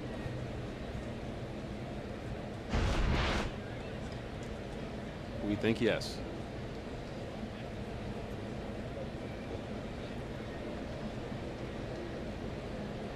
And the next to Harrison, he's 0 for 2 today. And time granted late. We saw that, I would say, 3, maybe 4 times against Jack Flaherty 2 nights ago. A couple of times against Michaelis last night. And that being the first time here with Luke Weaver. Here's what I'd be in favor of the call of timeout. I think you call timeout has to be after a certain number of seconds. You can't just get in the box, the pitcher's ready, you're ready, and then just do it. I mean, that's what happens. We see that all the time. Luke Weaver does not work slowly on the mound. I think after whatever the seconds, 10 seconds, 8 seconds, you're allowed to ask, but not before. 1 ball and 2 strikes. It is becoming an epidemic. And speaking of plays that have become epidemic, another play at second base on a slide was an issue yesterday for folks that didn't see the end of the Texas Ranger Angel game. There was a double play. Rugi Odor taking out Andrelton Simmons, and he kicked him in the shin on a double play that ended a game and started a bench clearer. No fights, but group conversations around the second base bag with both Odor and Simmons yelling at each other. Remember, Odor was in the middle of the one 2 years ago with Bautista of Toronto. Yes, he was. Jose Bautista took a pretty good right hook.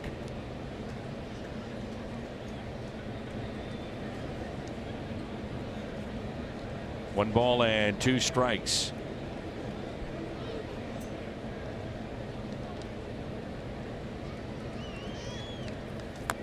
Just got a piece.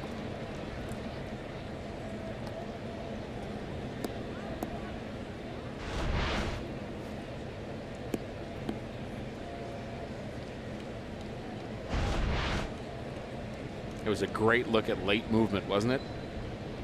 It was knee high and then it wasn't. There's movement and then late movement. Yes.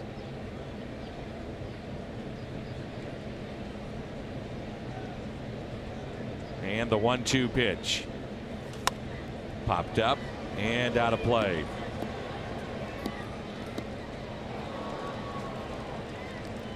Bruce Sutter rode late movement to the Hall of Fame. Did he ever? Bruce Sutter does not miss a game. I know fans wonder, do the players of the 1980s and 70s and the 60s and the 50s, do they watch baseball? Lou Brock watches. Bob Gibson watches. All of them do. Red Schoendienst. to hear about how wrong I am.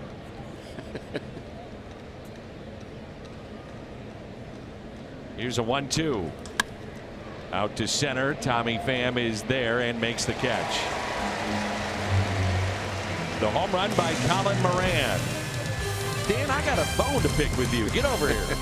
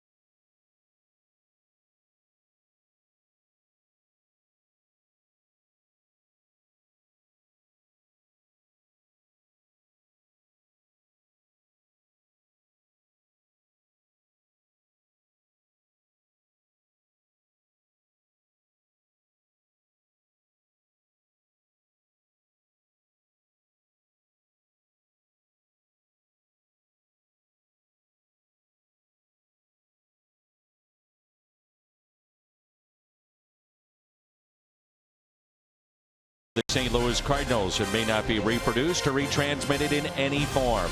And the accounts and descriptions of this game may not be disseminated without the express written consent of the St. Louis Cardinals.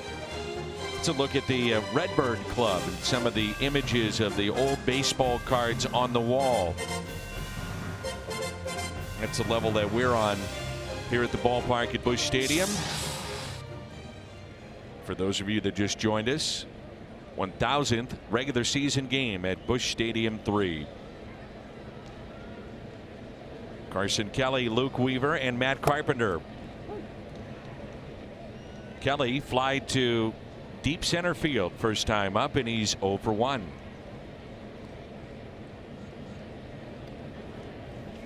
And a ground ball that's hit to short. Jordy Mercer up with it and fires a strike to Bell. If you want to buy or sell tickets at the last minute, get the StubHub app. You can grab 100% MLB verified tickets until the first pitch, or sell your extras to another fan. Get the StubHub app today. StubHub, official partner of your St. Louis Cardinals. Well, the Cardinals with 3 hits, and one of those a home run off the bat of Marcell Ozuna that made it 1-0. And Colin Moran tied it up with a solo home run for the Pirates. 1-1 here in game 3 of the 4-game set.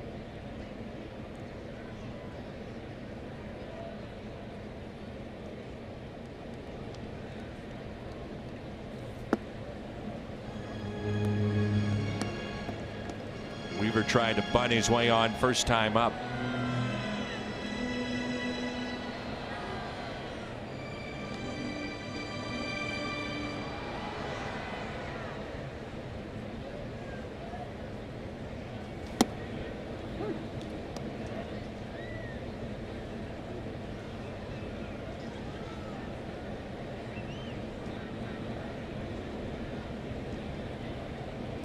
Three and one.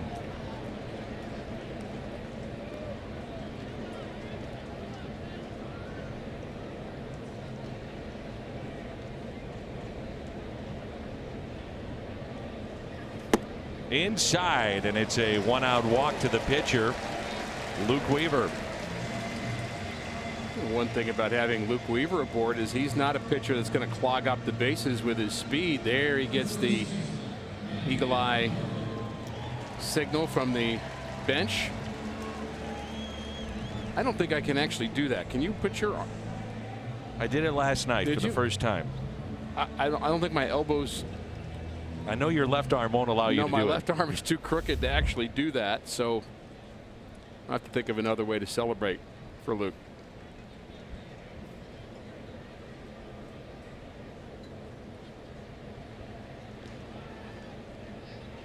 So 1 out and a runner at first, and a strike to Matt Carpenter. We mentioned that Chad Kuhl last 2 times out was really good. 1 run in each of those games, only 1 run so far working in the 5th, and he's part of a Pirates rotation that might be a little underrated after losing Garrett Cole, that you mentioned, who's a tough guy to replace, impossible to replace. Their rotation's decent.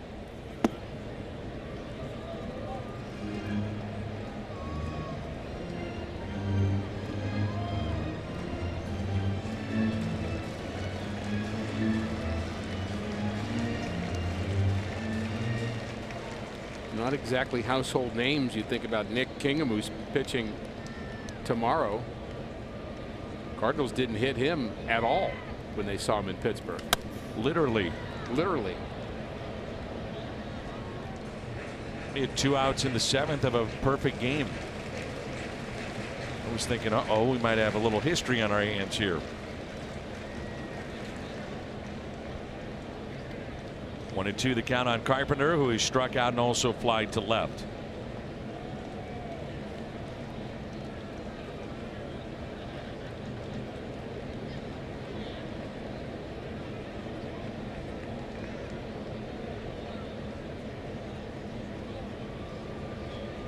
And the 1-2 pitch with the left side of the infield wide open.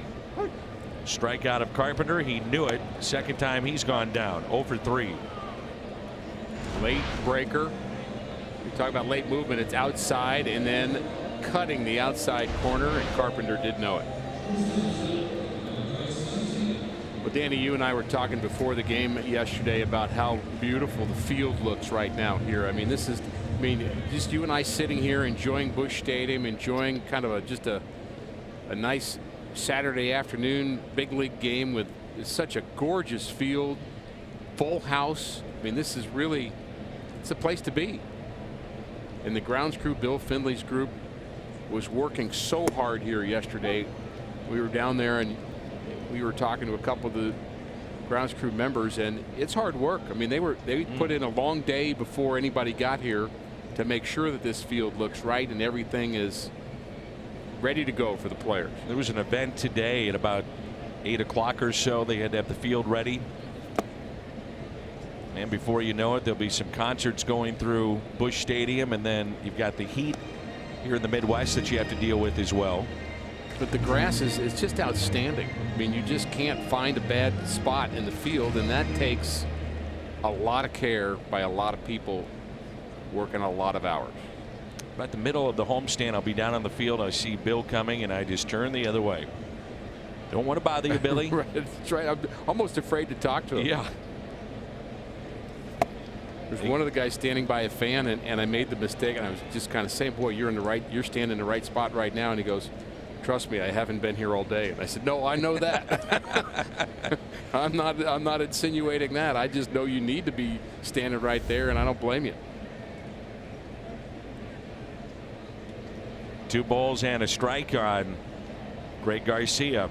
And the planning for possible inclement weather today, some of which we got here during photo day. You've got players walking around on the field and fans here early, and it starts to rain, and you're trying to get a field ready to go.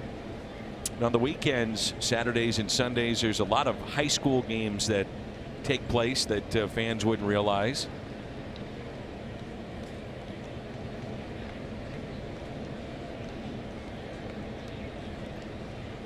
Here's a 3-1 pitch. Taken high, so 2 walks in the inning, and it brings in Tommy Pham.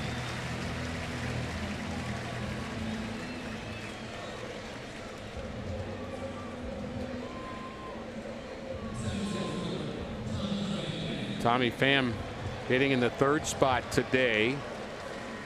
Ray Searage is going to want to have one of his patented conversations on the mound.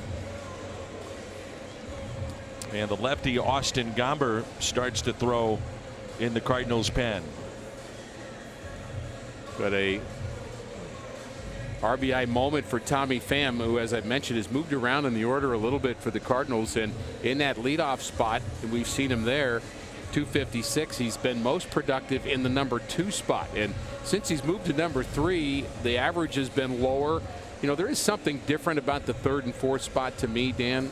I just think the 3rd spot is a spot where you're just expecting your best hitter to be carrying your team. 4th spot, you're expecting power. It's almost like the reliever that works the 9th inning.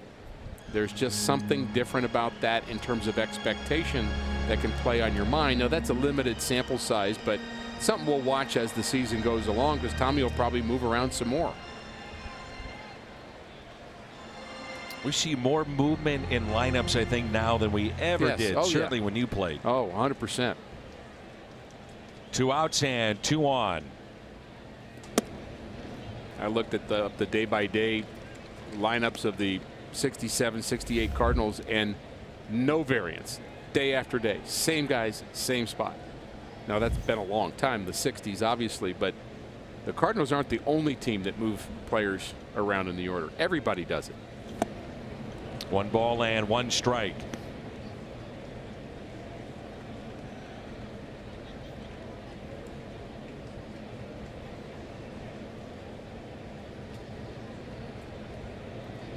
Tyler Glasnow starts to just play catch in the bullpen. That's outside, 2-1. I'm going to give myself a little plug here. As you know, I have a podcast out. I do. And a lot of fans are curious about Tommy Pham. We went about 40 minutes. He's as open and honest in that interview, if you really like Tommy Pham. And I bring that up because a lot of fans are curious about his eye condition, which we get into. It's a little website, scoopswithdannymac.com.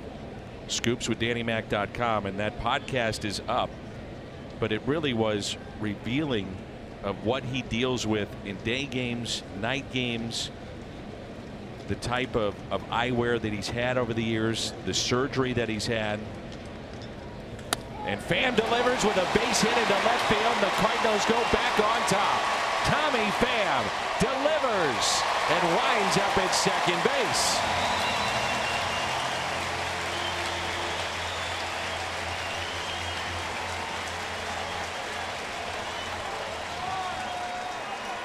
Boy, did he need that base hit.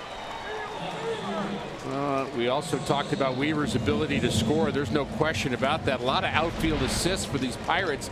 They all throw well, but Weaver runs well enough to score on this. Pirates actually make a mistake. There's Weaver, and he's picking them up and putting them down. But the throw comes into third base. It should have gone in to second base. No chance to get a runner there. The trail runner, Pham, also gets into scoring position. He's kind of a mysterious man, and I think it's good for people to hear him be open about that condition. And he comes through with a big base hit. Here's Marcell Ozuna, and he takes a ball low. Big hit potential here for Ozuna. The home run, the base hit, both of them smoked. But 2 more runs would give you a much better feel in this game, with Austin Gomber getting loose for the Cardinals and the lefties coming up in the 6th. And it's 2 balls and no strikes. Surprised. A lot of pitches thrown by Luke Weaver in that 5th inning. He jumped from 61 up to 90 total pitches. The 2-0 pitch to Ozuna. 3-0. And the way that he has looked today, you know he's got the green light.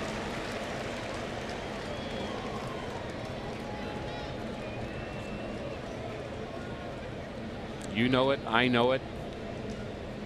I would guess the Pirates know it.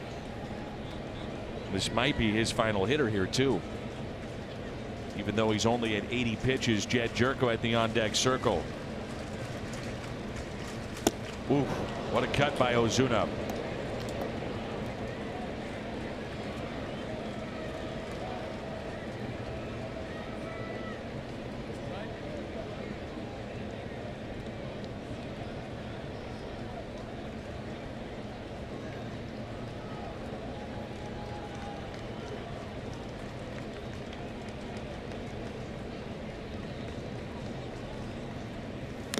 Two strikes.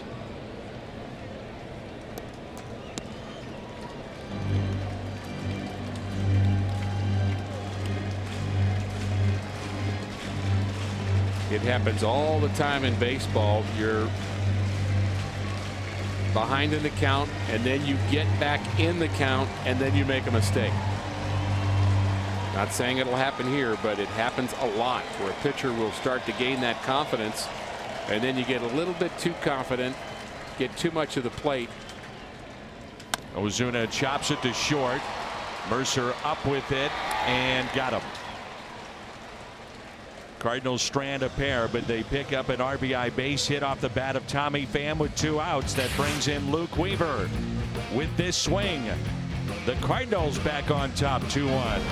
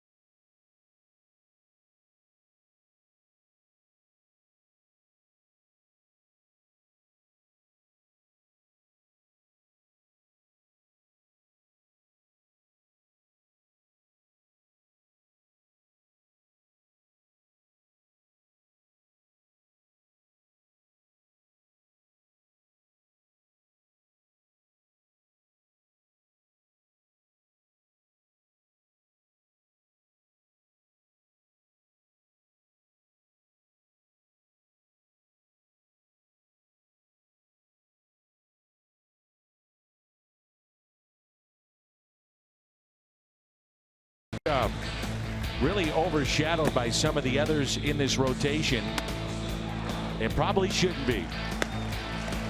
His last 8 starts, a 1.86 ERA. You take away that first start of the year, he has been sensational. Love seeing this, a major league debut. Austin Gomber, the 24-year-old Winter Garden, Florida native. He was a 4th-round pick in 2014. Big curveball. We've seen the curveball in spring training. Didn't see him a lot this year. Saw him more last year.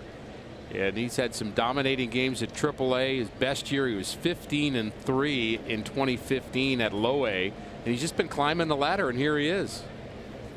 And the first pitch is taken for a ball. So a dream realized. Major league debut for Austin Gomber. And the 1-0. He has a bit of a herky-jerky motion that you could see clearly on that last delivery. Throws over the top, and the curveball again is really his outstanding pitch. He certainly seems more like a starter to me than a reliever eventually. 3 balls and no strikes.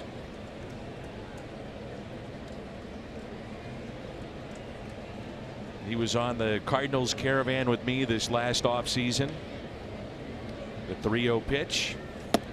And there's a strike, and I always say you never know when you see these young players. You may have never heard of Austin Gomber, but who's the next Albert Pujols, Michael Wacha, Adam Wainwright? They were all part of that caravan. And here he is, Austin Gomber, and he walks the first man in his major league debut. I had him on the caravan the year before, and he's just very very open, honest, chatty. I mean, he is like not afraid to kind of talk about the game. He follows the game. He's very active on social media, and he's a big cheerleader for a lot of his teammates too. When you see somebody coming to the big leagues, you'll see Austin kind of make sure everybody knows that Jack Flaherty had a big day in the big leagues. I mean, he's just a good teammate. Knows the game, studies the game.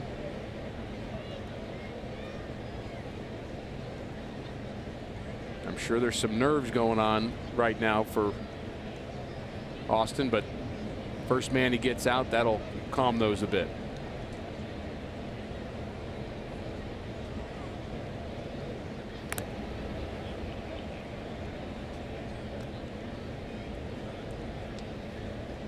We talked yesterday about a situation where Gomber could have been used, and the point we made was that with Luke Weaver starting tomorrow, you might want Gomber to be available as the long man. Well, here he is. Yeah, we talked about that, thinking that this is the direction that you go. And he ties up the right-handed batter Starling Marte, who is flied to right and also struck out. Austin came up, never pitched, and then was sent back down to the minor leagues. Last week, the PCL pitcher of the week. And back up with the Cardinals, and now appearing in his first major league game.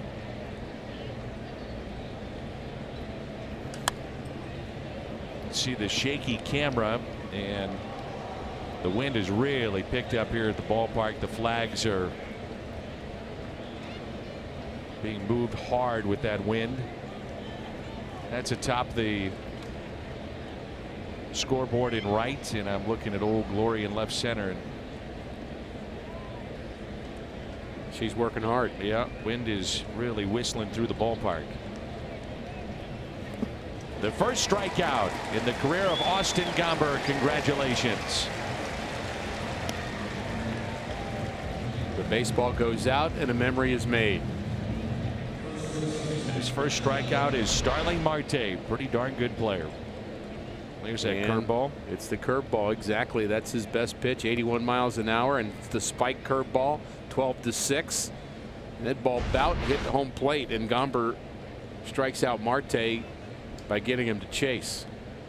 It is authenticated by Major League Baseball. There are off-duty police officers, retired police officers that are in the dugout, and when a bat or a ball or a base comes out of the game, they authenticate that. That'll go to the Cardinals team store, or in this case to Austin Gomber.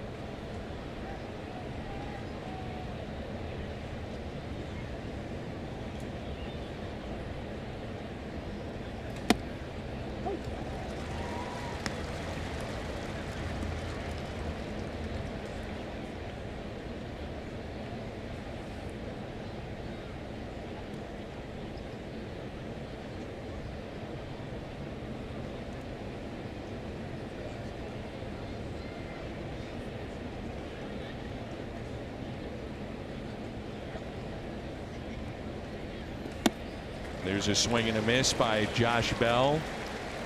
Deontay Hill is our new statistician. He's doing a great job. It's been amazing to have him here and help us out on the broadcast. He has come up with some of the best numbers that we have had all season long. That's Deontay Hill.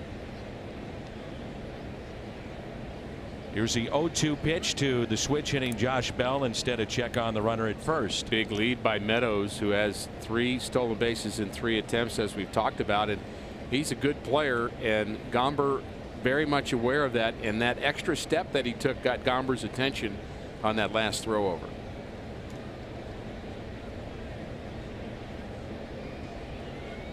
And Bell hits into a double play. 6-4-3. Gomber slaps his glove. A major league debut and a scoreless inning for Austin Gomber.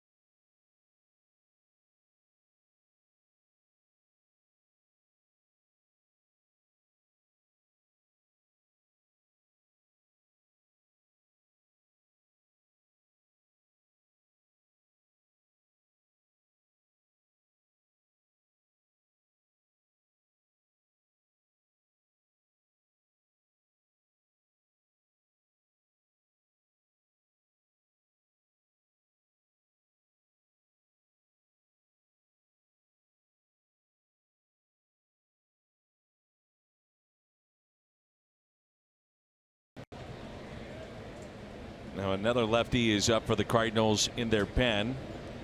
Looks to be Tyler Lyons. And we're in the home half of the 6th.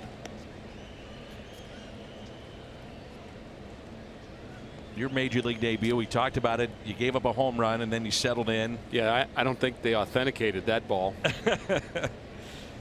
But a memory and a moment you never forget. Oh, I don't forget the don't forget the home run or the double on the second pitch I threw. That's all right.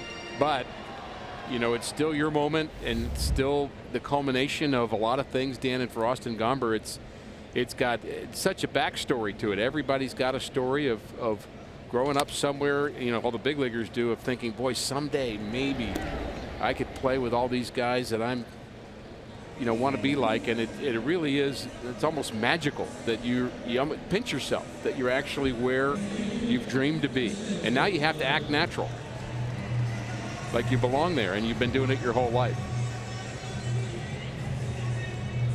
It's also a credit to the Cardinals system that these guys are coming up and making a difference. And another one added to that list in Austin Gomber. And the reason Tyler Lyons is warming up is Gomber's scheduled to bat 5th. There's a drive into right field that'll stay in the ballpark as Meadows makes the catch on the edge of the track. I think Gomber will go back out unless you have 2 runners on and his spot comes up. I think one of the great things about being at spring training when you're in the Cardinals complex, they have a huge blown up picture of the players that make their debut from the year before in the major leagues. Just a reminder, you're not that far away. Keep plugging. These are the guys that you were with that have made it to the big leagues, and you're right there with them. It's by design. I think every organization understands it, but I think the Cardinals have a unique commitment to giving guys opportunities, if at all possible, to get a taste of the big leagues. I think Gary LaRocque and Michael Gersh, John Mozeliak, I think all the development people realize that, and we've had a number of players that have come up for a little bit and then gone back down. Maybe we haven't seen them again, but they got to be big leaguers, and that's a meaningful incentive to minor league players to realize that we can get there too. Number one, it helps in their development, but number two, you're going to go out there and try to sign some minor league free agents, and they know you're committed to that philosophy. Why wouldn't you sign with the Cardinals? And a check swing, and Wong grounds back to Cool, who is through 6. It's 2-1, 7th inning coming up.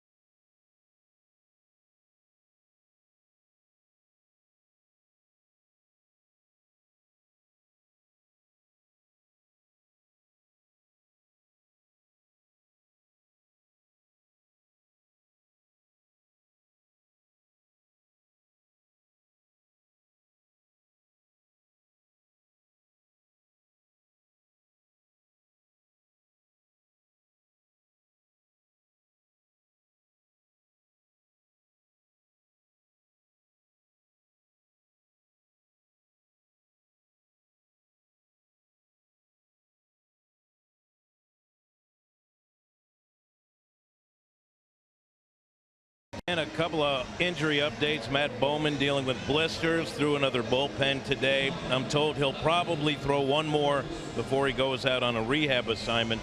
Also, we probably won't be getting another update on Alex Reyes until his follow-up appointment with doctors next week. Danny, I know Cardinal fans are wishing Alex all the best as we wait to find out how long he may be out. And Jimmy, when the Cardinals approached Alex Reyes and vice versa after the injury, he was pretty emotional about it, wasn't he? Yeah, I mean, this is a long, long road back from Tommy John, and Alex Reyes had just gone through it, and he didn't want to come out of that game, his first game back.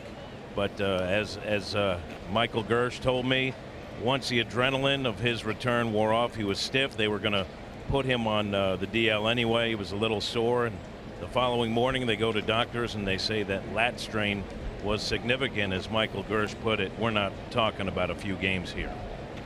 The tears in his eyes, my understanding, and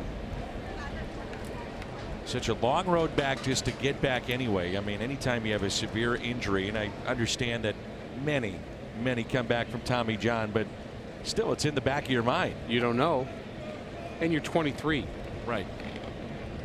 I think we forget about that with a lot of players. You know, Austin Gomber's here at Major League debut in front of 40,000 plus here at Busch Stadium. He's 24, and you know, all of our viewers know some 24-year-olds, and just imagine the person you know might be your son, daughter, nephew, neighbor. Imagine them being in this kind of pressure moment, and it's, you know, understandable why players have the emotion they have and sometimes have the ups and downs they have. It's a lot to handle. Now, it is playing a game. They love it.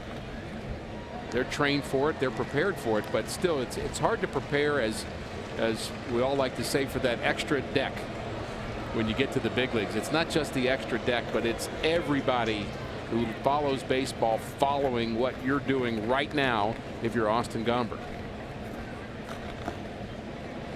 So 2 strikes on Dickerson. There's that curveball again. Gets the grounder. Carpenter will take it himself for the first out.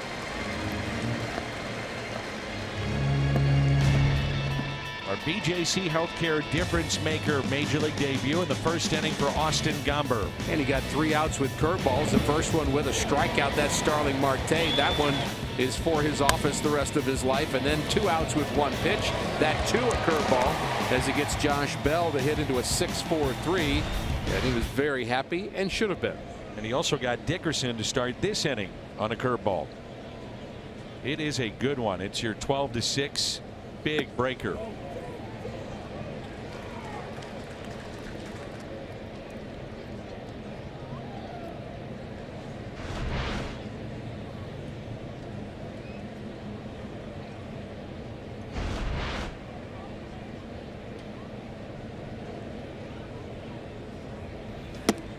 Good fastball at 93. We always say, Dan, in this game, and it's something managers will say to their players, is you earn your position and you earn better spots. And if Austin Gomber has a couple of solid innings here, it'll be pinch hit for next inning. You'll start to think about him differently. Next time there's a 2-1 game in the 7th inning, 8th inning, left-handers coming up. The confidence level just has shot up, I would say. Now, there's more work to do here, but at the moment, it's been a nice outing for him. Here's a 1-2 pitch to Moran. Check swing and a strikeout. Second strikeout for Gomber. Now, he's a starter. I think you know where I'm going with this, Ricky. His spot is due up second. If he's in a groove, which right now it looks like he may be in, do you extend him for another inning?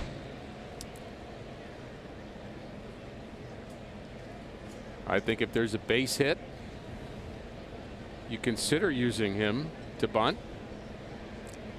Still think I'd be a little surprised if he hits for himself in the 7th inning of the game, because you're down to 2 innings. You've got Hicks, you have Norris.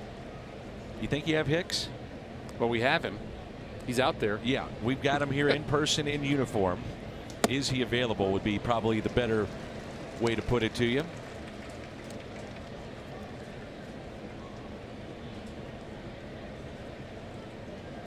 I think you would prefer to hold him off another day, give him 2 days off after the extended work that he's had.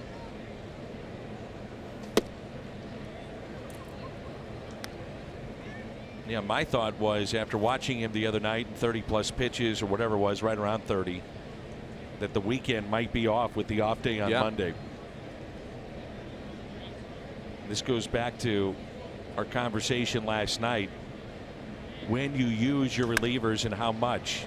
The fly ball into right, drifting back, Fowler with room. Just enough as Diaz gave it a ride, and that's 2 scoreless innings for Austin Gomber.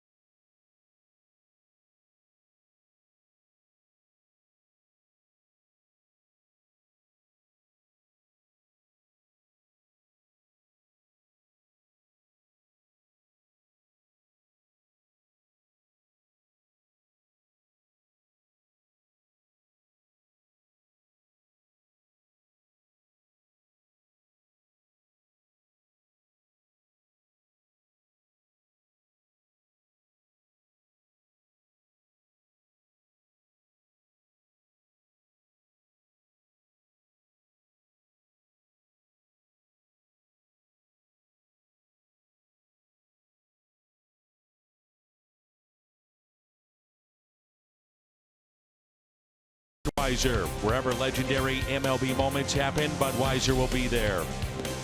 And by Ford, going further so you can.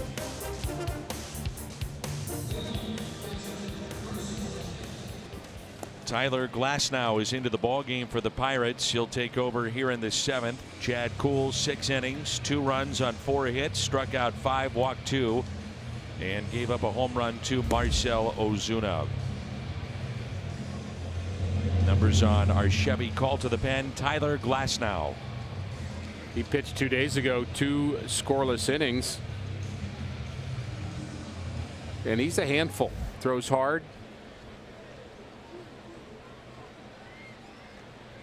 One of their good young pitchers, and he was a starter and has been a starter in his career, but moving him to the bullpen seems to be flourishing there. They've got a young bullpen. The Pirates bullpen is going to have some ups and downs. When we saw them in Pittsburgh, they were flying high, every one of them, including Glasnow, and they've kind of hit a bump. And I think we have an answer to your question and to your thought about keeping Austin Gomber in this game. He is in the on-deck circle. I don't think he's going anywhere. This is the Gateway Honda home run inning. Cardinals hit a home run. The Gateway Honda dealers donate $1,000 to the Make-A-Wish Foundation of Missouri. Here's a 1-1 pitch to Carson Kelly, who's 0 for 2. It's been a well-pitched ball game, 4 hits aside, and a 2-1 Cardinals lead. Cardinals have stranded 5 on the afternoon. The Pirates 3.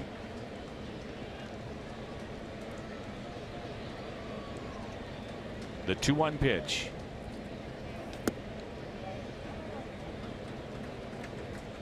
Kelly fly to deep center back in the 2nd, grounded out to short in inning number 5.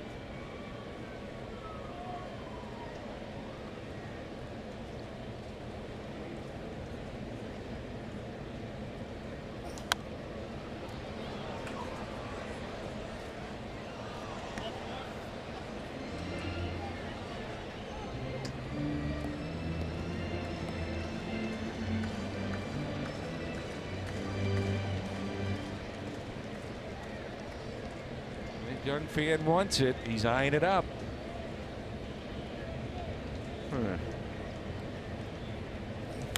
That's fouled back.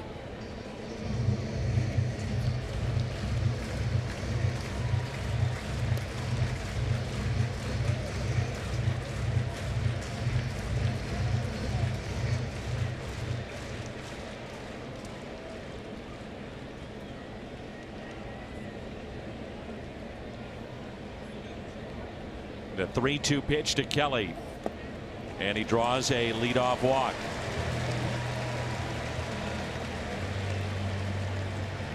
Donate blood with the Cardinals, Fox Sports Midwest, and the American Red Cross Society the 12th and 13th and 14th of this month. Everyone who attempts to donate gets a special Cardinals t-shirt while supplies last.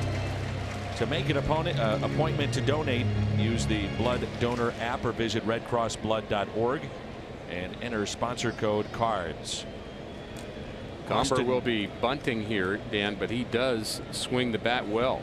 345 average as a minor league pitcher in the at-bats. 10 for 29, 345, a double and an RBI. But of course he will be bunting with Kelly at first base. But when you swing the bat that well, perhaps you pull it back and try to shoot one through the infield if they charge too quickly.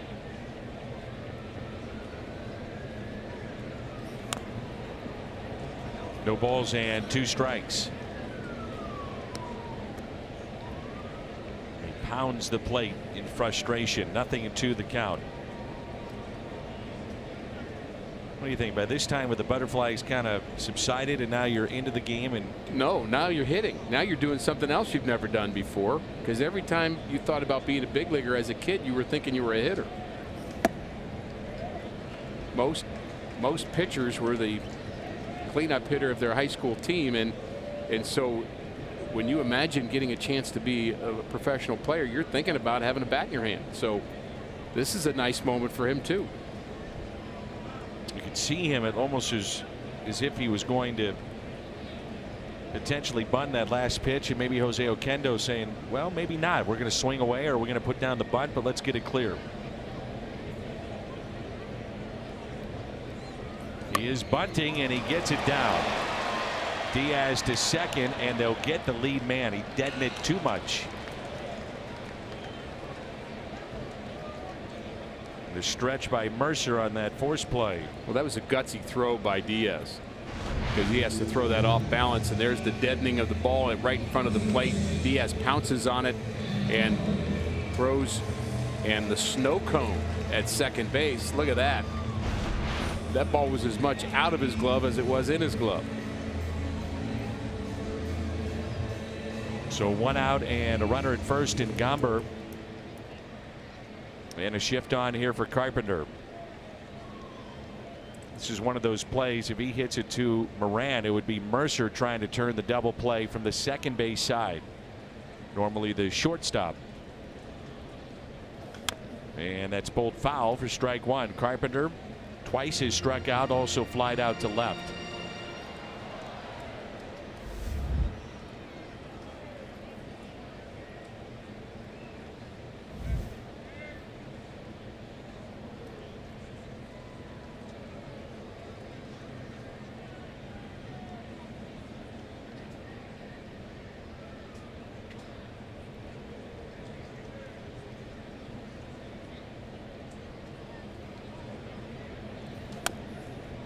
Oh, and 2.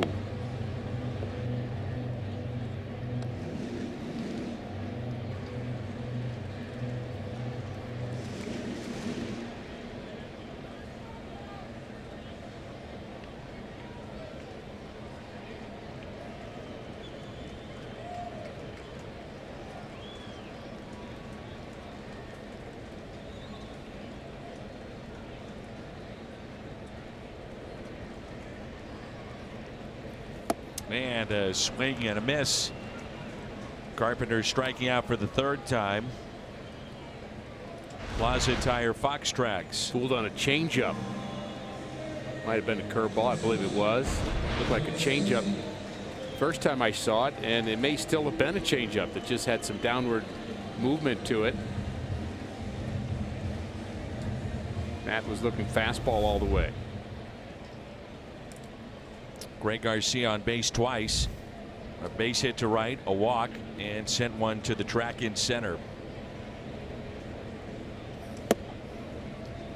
We've been talking about the great moments in Busch Stadium 3 history, and folks have mentioned the Rally Cat and also the Rally Squirrel.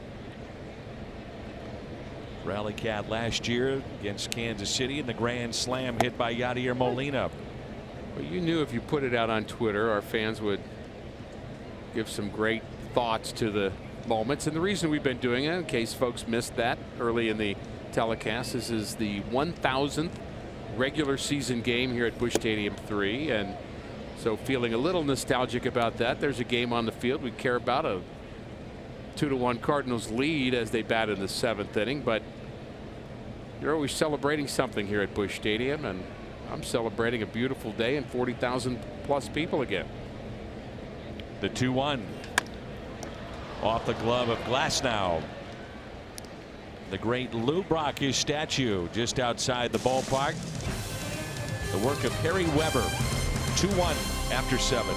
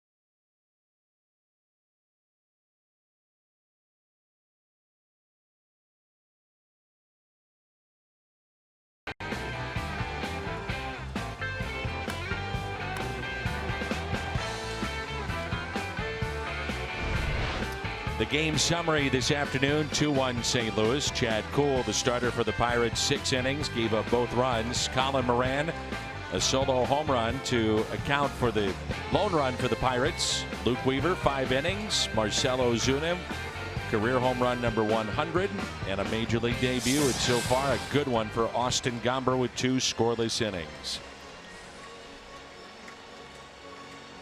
He'll have Jordy Mercer, the pitcher spot, and the top of the lineup coming up. Well, Gomber's used today exactly what we talked about yesterday, Dan, being able to go multiple innings in case Weaver only went 5, and that's exactly what happened.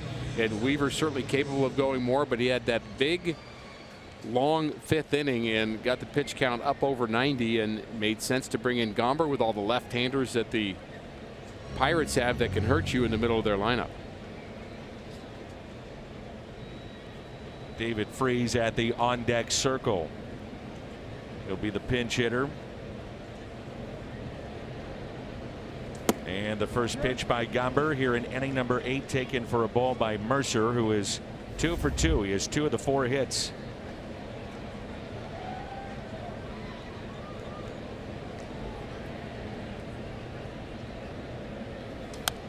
One ball, 1 strike.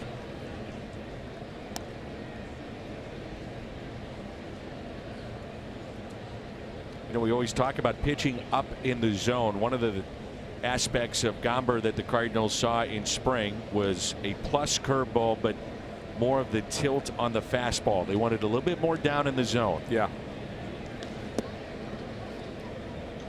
Well, occasionally when a guy has a big curveball, I like the fastball up occasionally. And when I mean up, I mean way up, because that sets up the curveball better. You see your eyes track a pitch that's about shoulder high, and you think fastball, and then it's the curveball, and you're fooled.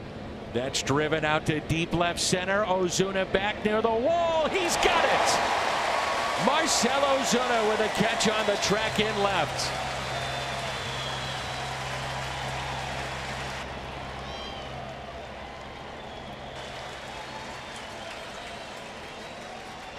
Dan, you talked about the wind blowing out hard just an inning ago.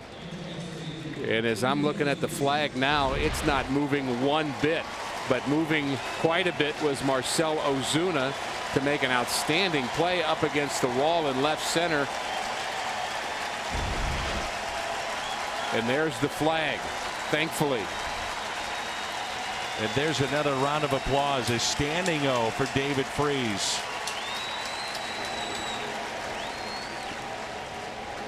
Every time.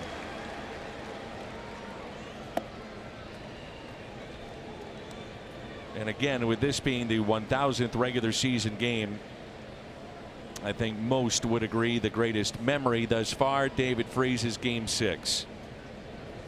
And Freese lines it out to left, but Ozuna is there for the out.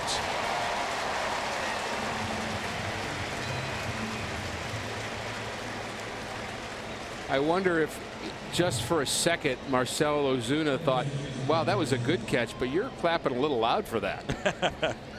Really? I mean, was it that good? But it was good. We were talking about defensive runs saved earlier. That will help his number. Really poorly named statistic. It should just be defensive efficiency.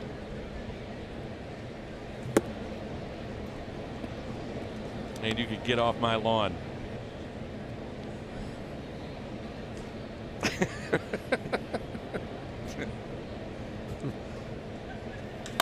And that's out to left. Ozuna is there, and he's got it. 8-pitch hitting, 3 balls that were stung out to left. Major League debut, Austin Gomber, 3 scoreless innings.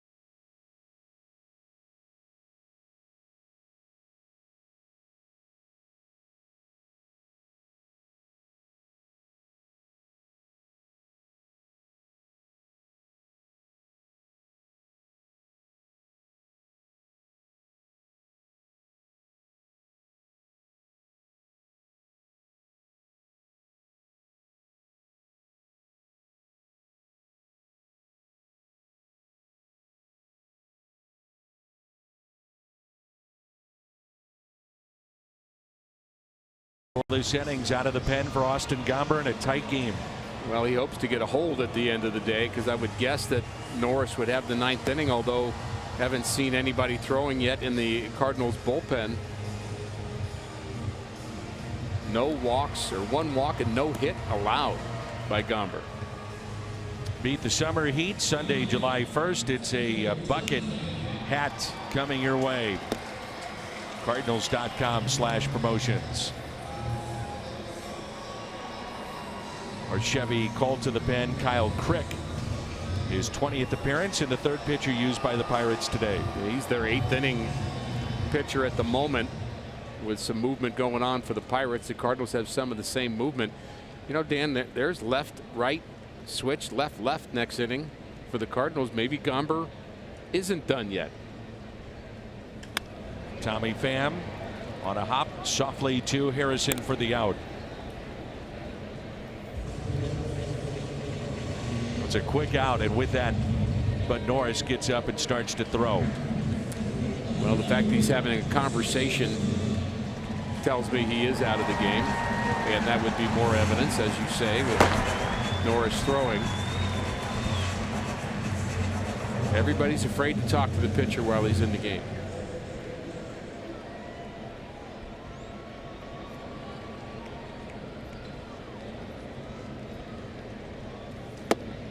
A strike to Marcell Ozuna. Our Budweiser plays of the game. Ozuna, career home run number 100. One ball, one strike. Our attendance today here at Busch Stadium, 44,492. 44,492.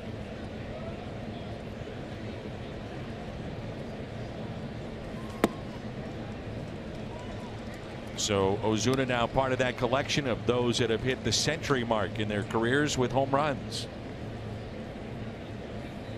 4 of them. And the 2-1 pitch to Ozuna. To the backstop, Jed Jerko. He's at the on-deck circle. So 44,492. The capacity listed for Busch Stadium in our media guide is 44,494. That means if 2 people would have come to the game today, we would have been at 100% capacity.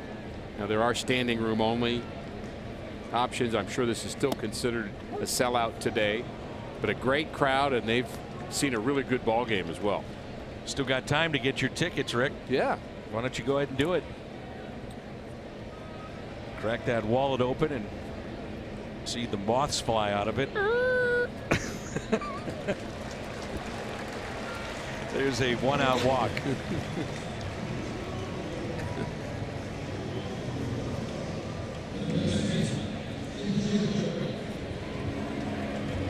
Boy, a little insurance would be nice.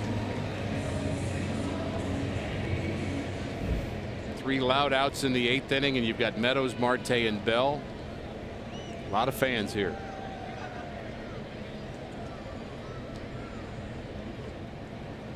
Yeah, I got it. True statement. And a strike to Jed Jerko.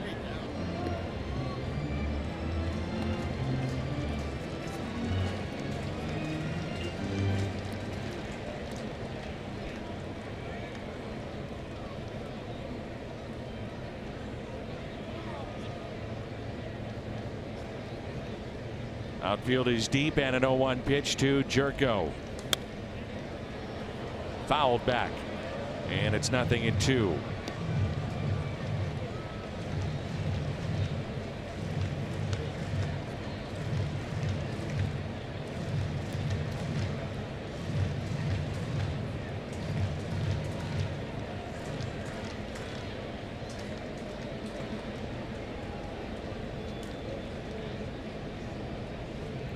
Jerko today 0 for 3 with a pair of strikeouts. Austin Gomber, Dan, walked the first batter he faced and only threw 8 pitches outside of the strike zone in the next 3 innings. So he was just pounding the zone. Got Pirates to chase the curveball a couple of different times, but good command of his fastball, and it's an outing he can certainly be proud of. And the 0-2. Jerko with a drive. Deep left field. Near the wall, and it is caught.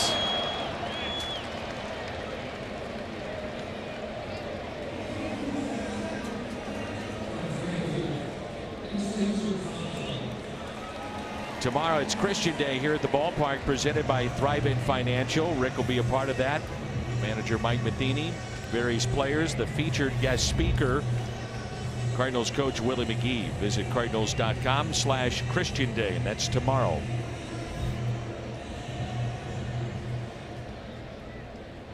Always have thousands of people stay for that after the game. Right after the game, we'll talk to the players, and Mike Matheny will address the crowd, and of course we'll get to hear from Willie and a chance for the players to talk about some things off the field.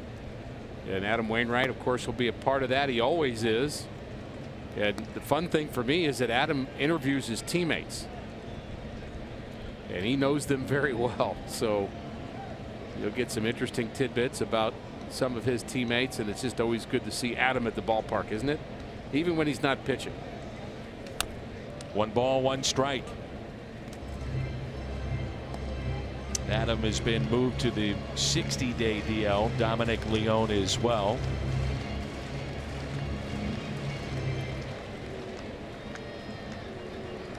A ball and a strike on Dexter Fowler. 0 for 3 today. Pair of flyouts to left and also 1 to right. And time is called.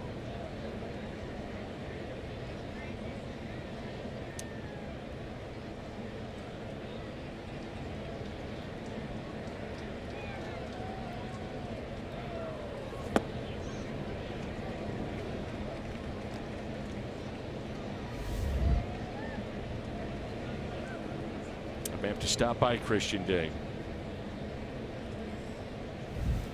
You can co-MC it with me. Be a couple of different versions. And the 2-1. You're always welcome, Dan, as is everybody else tomorrow after the game. And that's put away by Jordy Mercer, but Norris will try to pick up the save when we come back.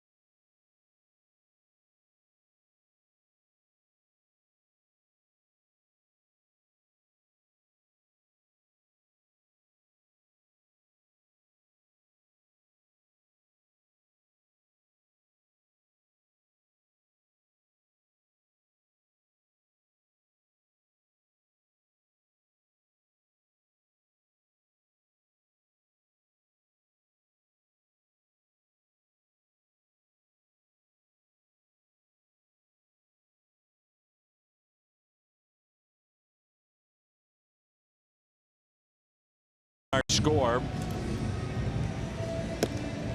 after 3 fabulous innings in his major league debut from Austin Gomber. 3 innings, no runs, no hits, struck out 2, 1 walk. I think it's interesting his numbers against left-handers, 154 average.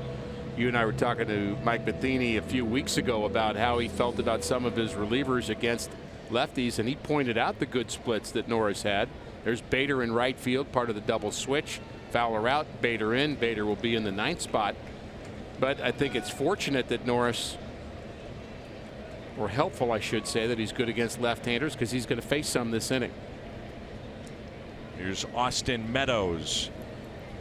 And the first pitch is a ball. Last time we saw Norris, game 1 of the series, gave up a 3-run homer to Francisco Cervelli that put the Pirates up 8-5 going into the 9th inning, and the Cardinals came back with 5 in the bottom of the 9th.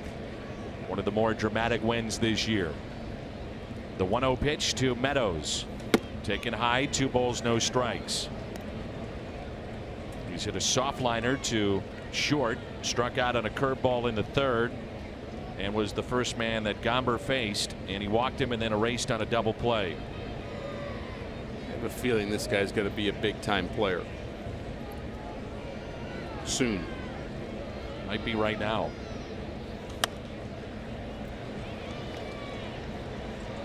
Watched Meadows take batting practice in Pittsburgh, and he hit a ball almost out of the stadium at PNC Park. And the next 3 pitches, he had a self-focus on hitting line drives to left, just to make sure he wasn't just yanking and getting bad habits. I thought that was pretty impressive for a young hitter to be that self-aware.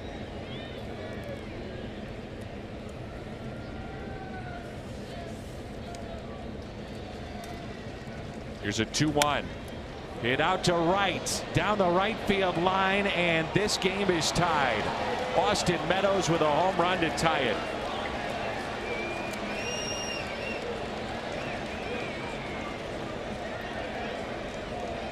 Promoted on May 18th. This being his 14th game and already his 5th home run.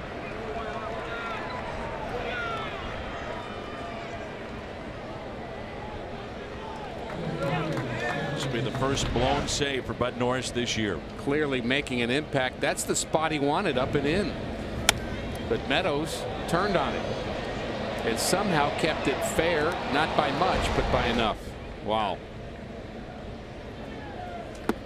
And a ball low to Starling Marte. We're tied now 2-2.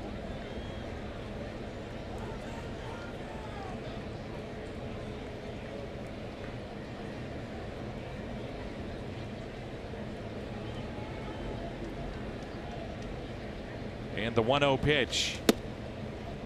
Taken just a bit high.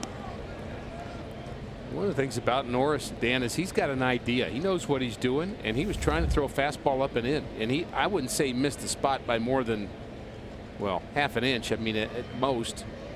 And maybe it was the spot he wanted. But Meadows was looking there.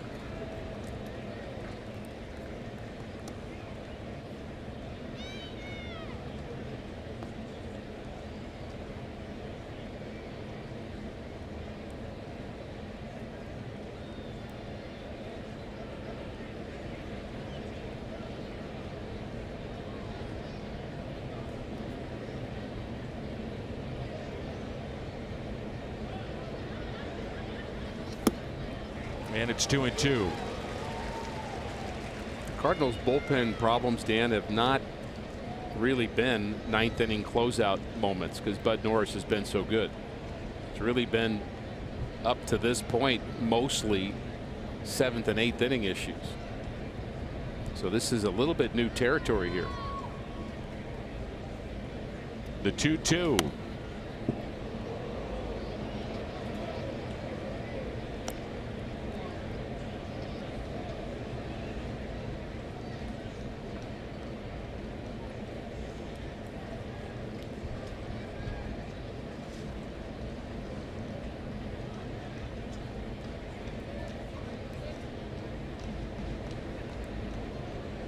Starling Marte with 7 home runs this year, hitless today, and the 2-2 pitch inside as he dives into that fastball and just missed. Cardinals have 7, 8, and 9, which now is Wong, Kelly, and Bader in the bottom of the 9th. You mentioned the double switch. Fowler making the last out, so Bader coming in right field. And the 3-2 pitch. A strikeout of Marte.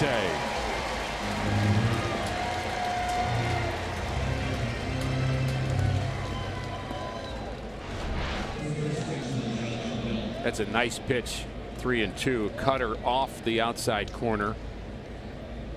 Did not give in to Marte.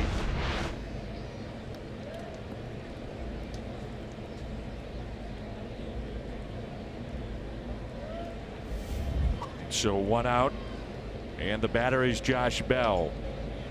0 for 3, grounded into a double play back in the 6th inning. This is the power side for Josh Bell. He's got 4 home runs. All 4 have been from this side of the plate. That includes a 2-run homer the other night.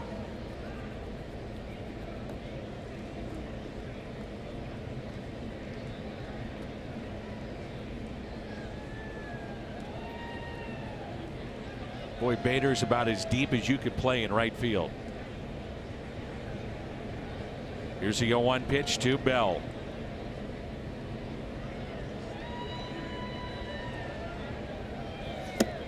Oh, 2. You know, Dan, I was thinking about this today. If one Cardinal can have a great second half, who could have the most impact on this team playing in October?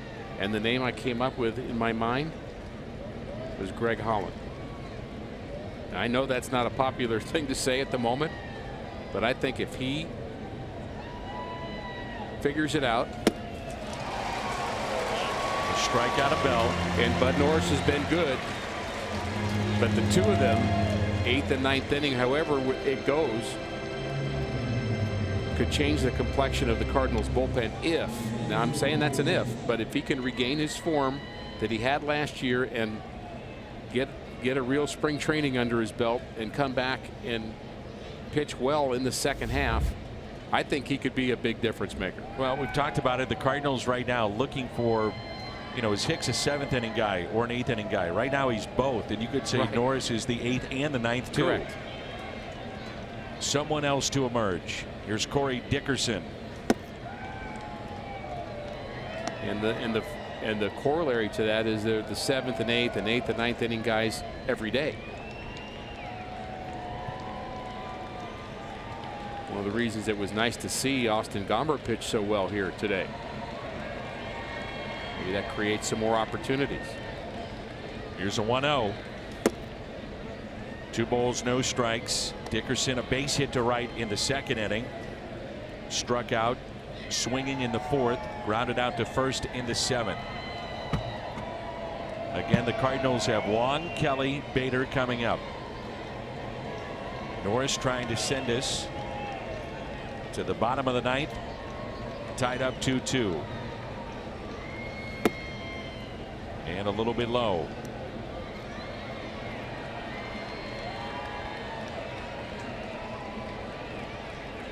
(3-0). Dickerson with 5 home runs.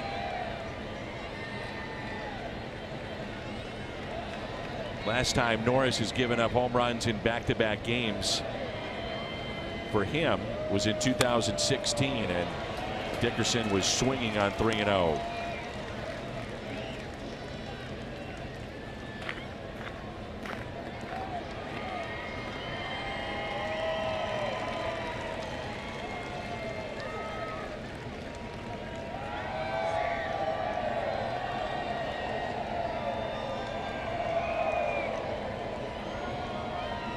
And the 3-1 pitch to Dickerson. 3-2. Slider's a good pitch when he's behind the count.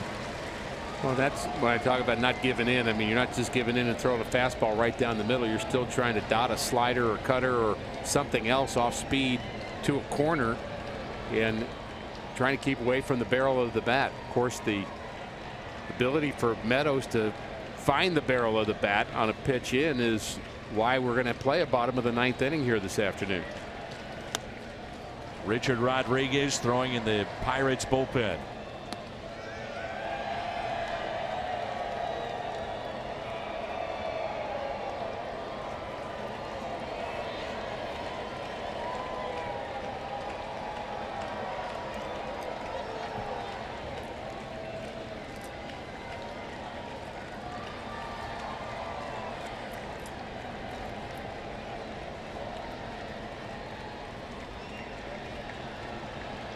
Three-two pitch. Got him. Strikes out the side after allowing the solo home run by Meadows. Can they walk it off again? It's 2-2.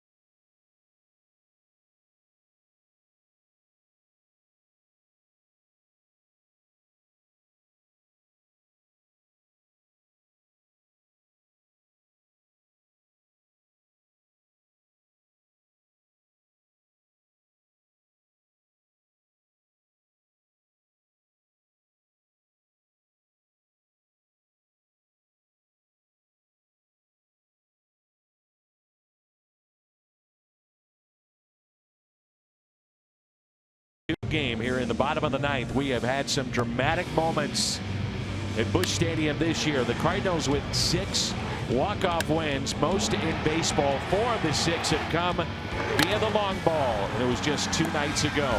Jairo Munoz in this shot to center to walk it off against Pittsburgh. Well, the table is set for some more excitement here this afternoon. And whose turn is it?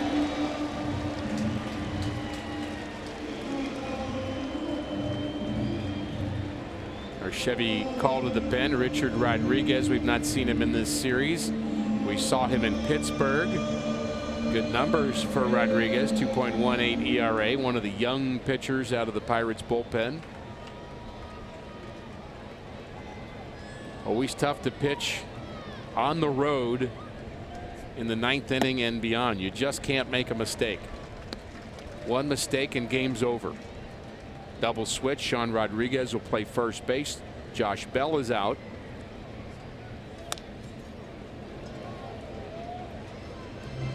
One ball, 1 strike on Kolten Wong.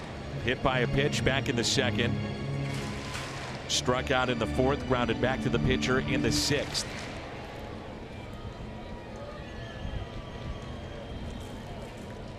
Here's a 1-1. Wong out to right. He may have done it. It is gone. Walk it off. What a way to cap off the 1,000 game regular season in Busch Stadium history. A walk-off from Kolten Wong.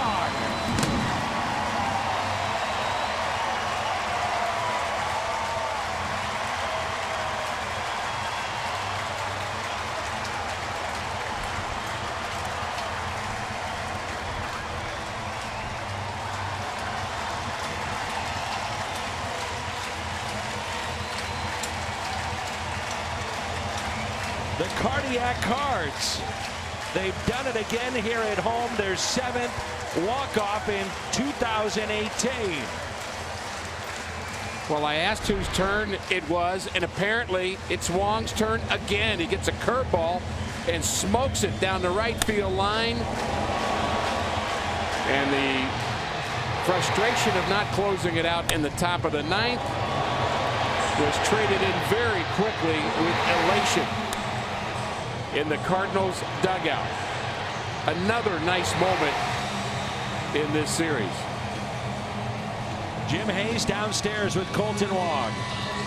Kolten wins it, walk-off style, 1-1 pitch. You jumped on it. Tell us about it. Yeah, just a slider. I saw it in the zone. Man, I've been struggling all damn year, man. Everybody knows it. It's just good, man, to kind of come for the team and do something special. We talked about this pregame. Struggling offensively, but the defense has been very good. How have you been able to separate the two? Man, just understanding the defense that's my bread and butter. You know, I live and die with my defense, and offensively, I know I can become something special. It's just about time of going through the process and learning and getting better. You told me you feel like you're getting closer. Maybe this is a step in the right direction. I hope so, man. I've been grinding so hard these past 3 months, trying to figure out what's going on. And to have 2 walk-offs this early in the season, hopefully, you know, some special things are to come. And as a team, 7th walk-off, what does that say about this ball club? We're never over, man. We're never done. You know, we got a bunch of guys in here that are hungry. You know, we hate losing, and we're going to do whatever we can to keep winning. I know you try to evade the guys with the water bucket, with the ice bucket. When you do the walk-off thing, who got you? Greg got me. I avoided 2, but then Greg got me at the end. I got held down. Congratulations. Thanks, Jim. All right, Colton Wong, guys. All right, Jimmy, congratulations to Colton Wong. The Cardinals, they do it again. It's another walk-off. The 7th of the year, a line shot by Colton Wong. Missouri Lottery Cardinals Live comes your way next.